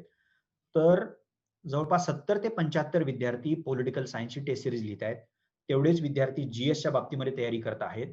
तर ते टेस्ट पेपर जेव्हा आम्ही बघतो तेव्हा हे अनेक विद्यार्थ्यांच्या बाबतीमध्ये लक्षात येते की त्यांचं आकलन चांगलं आहे, त्यांचं वाचन चांगलं आहे, त्यांची तयारी चांगली आहे, पण त्यांना तितक्या प्रभावीपणे लिहिता येत नाही.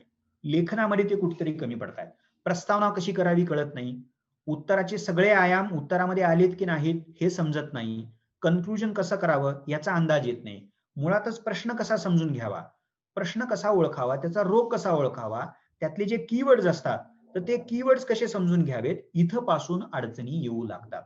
दुर्दैवानं काय होतं की विद्यार्थी त्यांच्या तयारीचा किंवा तयारीतील 90 ते 95% कालावधी हा काय करतात, वाचन, रिव्हिजन आणि त्या प्रकारचा अभ्यास याच्यामध्ये इन्व्हेस्ट करतात. आणि तो करणं गरजेचं आहे, त्याच्याबद्दल कुठल्याही प्रकारचं दुमत असण्याचं कारण नाहीये.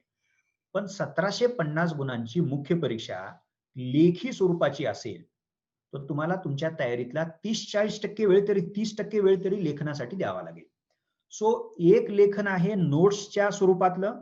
तुम्ही जेव्हा 2 वेळा एखादी गोष्ट वाचाल, प्रोसेस कराल आणि प्रोसेस केल्यानंतर त्या प्रकरणातलं जे तुम्हाला महत्वाचं वाटतं ते नेमकेपणानं नोट्सच्या रूपामध्ये लिहा. So note making can be one form of writing practice. म्हणजे नंबर 1. नंबर 2, तुम्ही तुमचं प्रकरण संपवलेलं आहे. जीएस मधला असेल, वैकल्पिक विषयातला असेल किंवा निबंधाचा एखादा विषय तुम्ही तयार केलेला आहे. तर त्याच्यावरती तुम्ही एक निबंध लिहून बघा. तुम्ही सगळी रेफरन्स पुस्तक समोर ठेवा आणि बघून लिहिले तरी काय बिघडत नाही. म्हणजे याच्यातनं काय घ्यायचं, त्यातनं काय घ्यायचं हे तुम्ही करायला काय हरकत नाही.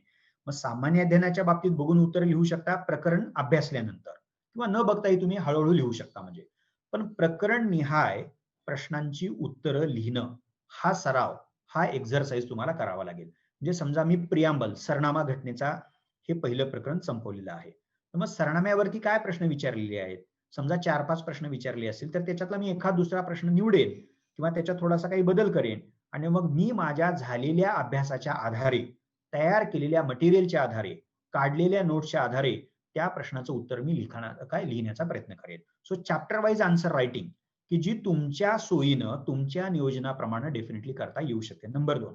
आणि तिसरा जो महत्वाचा भाग आहे तो म्हणजे टेस्ट सिरीज लिहिणं. ज्या टेस्ट सिरीजचा मी उल्लेख केलेला आहे, 4 ऑक्टोबरला युपीएससीची पूर्व परीक्षा संपली. या 4 ऑक्टोबरला मागच्या जवळपास 15 ते 16 दिवसामध्येच युपीएससीनं, म्हणजे मला असं वाटतं की रेकॉर्ड असेल हे युपीएससीचं, इतक्या कमी कालावधीमध्ये पूर्व परीक्षेचा निकाल जाहीर केला आणि त्याच्यानंतर विद्यार्थ्यांनी मुख्य परीक्षेची लेखी चाचणी, सराव चाचण्या लिहायला सुरुवात केलेली आहे. आठवड्यामध्ये 2 चाचण्या विद्यार्थी लिहित आहेत. काही विद्यार्थी आपापलं टाइम टेबल बनवतात, तयार करतात आणि त्याच्यामध्ये मग एकेका आठवड्यामध्ये 3-3, 4-4 टेस्ट सिरीज 250 गुणांच्या फुल लेंथ टेस्ट कॉम्प्रिहेन्सिव्ह ज्याला म्हणतो, अशा प्रकारच्या सराव चाचण्यांचा ते सराव करतात. म्हणजे सो नोट्सच्या माध्यमातून लेखनाचा सराव, चॅप्टर म्हणजे प्रकरण संपल्यानंतर त्या प्रकरणावरती कुठल्याही विषयाचा असू द्या, एखाद दुसरा प्रश्न घेऊन त्याचं उत्तर लिहिणं, ते असेस करून घेणं आणि तिसरा जो अल्टिमेट सराव ज्याला म्हणूयात तो म्हणजे 250 गुणांच्या सर्वसमावेशक चाचण्या लिहिणं, टेस्ट सिरीज लिहिणं म्हणजे. अशा प्रकारचा सराव जर तुम्ही केलात, तर तो तुमचं लेखन कौशल्य विकसित करण्यासाठी अत्यंत महत्त्वाचा बनू शकतो म्हणजे. सो अशा रीतीने तुम्हाला तुमच्या तयारीच्या संदर्भामध्ये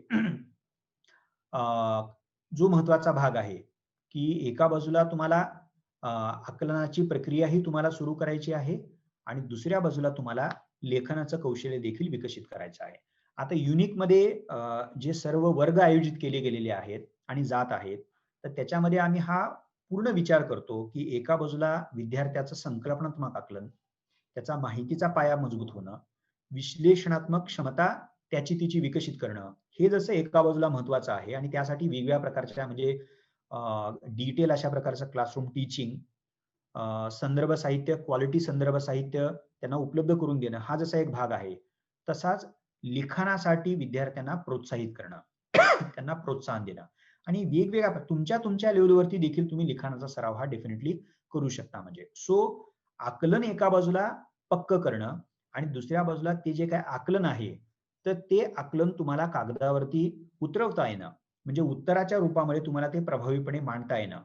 मग त्याच्यामध्ये प्रस्तावना असेल, समारोप असेल, उत्तराचा मुख्य गाभा असेल, पॉइंट फॉर्म मध्ये उत्तर लिहायचं का परिच्छेदाच्या माध्यमातून लिहायचं, वाक्यरचना कशी असावी, भाषा कशी असावी, अशा सर्व आयामाचा म्हणजे एका बाजूला कंटेंट उत्तराचा महत्त्वाचा असतो, नो डाऊट अबाउट दॅट, त्याच्याबद्दल कोणालाही शंका येण्याचं कारण नाही. आशय काय आहे आणि दुसऱ्या बाजूला त्या उत्तराचं सादरीकरण तुम्ही कसं केलेलं आहे, तर ते सादरीकरण, अशा दोन्ही आयामांचा विचार त्या लेखन कौशल्याच्या बाबतीमध्ये डेफिनेटली केला जातो म्हणजे. सो आपले जे काही रेग्युलर क्लासरूम शेड्यूल्स असतात, तर त्या शेड्यूल्समध्ये ह्या सगळ्या घटकांचा आपण विचार करतो आणि विद्यार्थ्यांना आम्ही सातत्याने हे सांगत राहतो, की तुमचं एका बाजूला आकलन तुम्हाला विकसित करायचं आहे, संकलनात्मक पाया मजबूत करायचा आहे, विश्लेषणाची क्षमता तुम्हाला वृद्धिंगत करायची आहे, पण त्याच जोडीनं 1750 गुणांच्या मुख्य परीक्षेच्या दुसऱ्या जो की निर्णायक टप्पा आहे, त्या टप्प्यामध्ये जास्तीत जास्त गुण प्राप्त करण्यासाठी तुम्हाला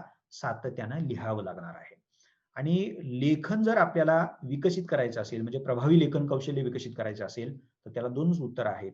एक उत्तर म्हणजे चांगल्या दर्जाचं भरपूर वाचन सातत्यानं करणं, म्हणजे reading a quality material regularly, continuously आणि कन्सिस्टंटली. म्हणजे चांगलं वाचा, सोप्या भाषेमध्ये म्हणजे चांगलं भरपूर वाचा.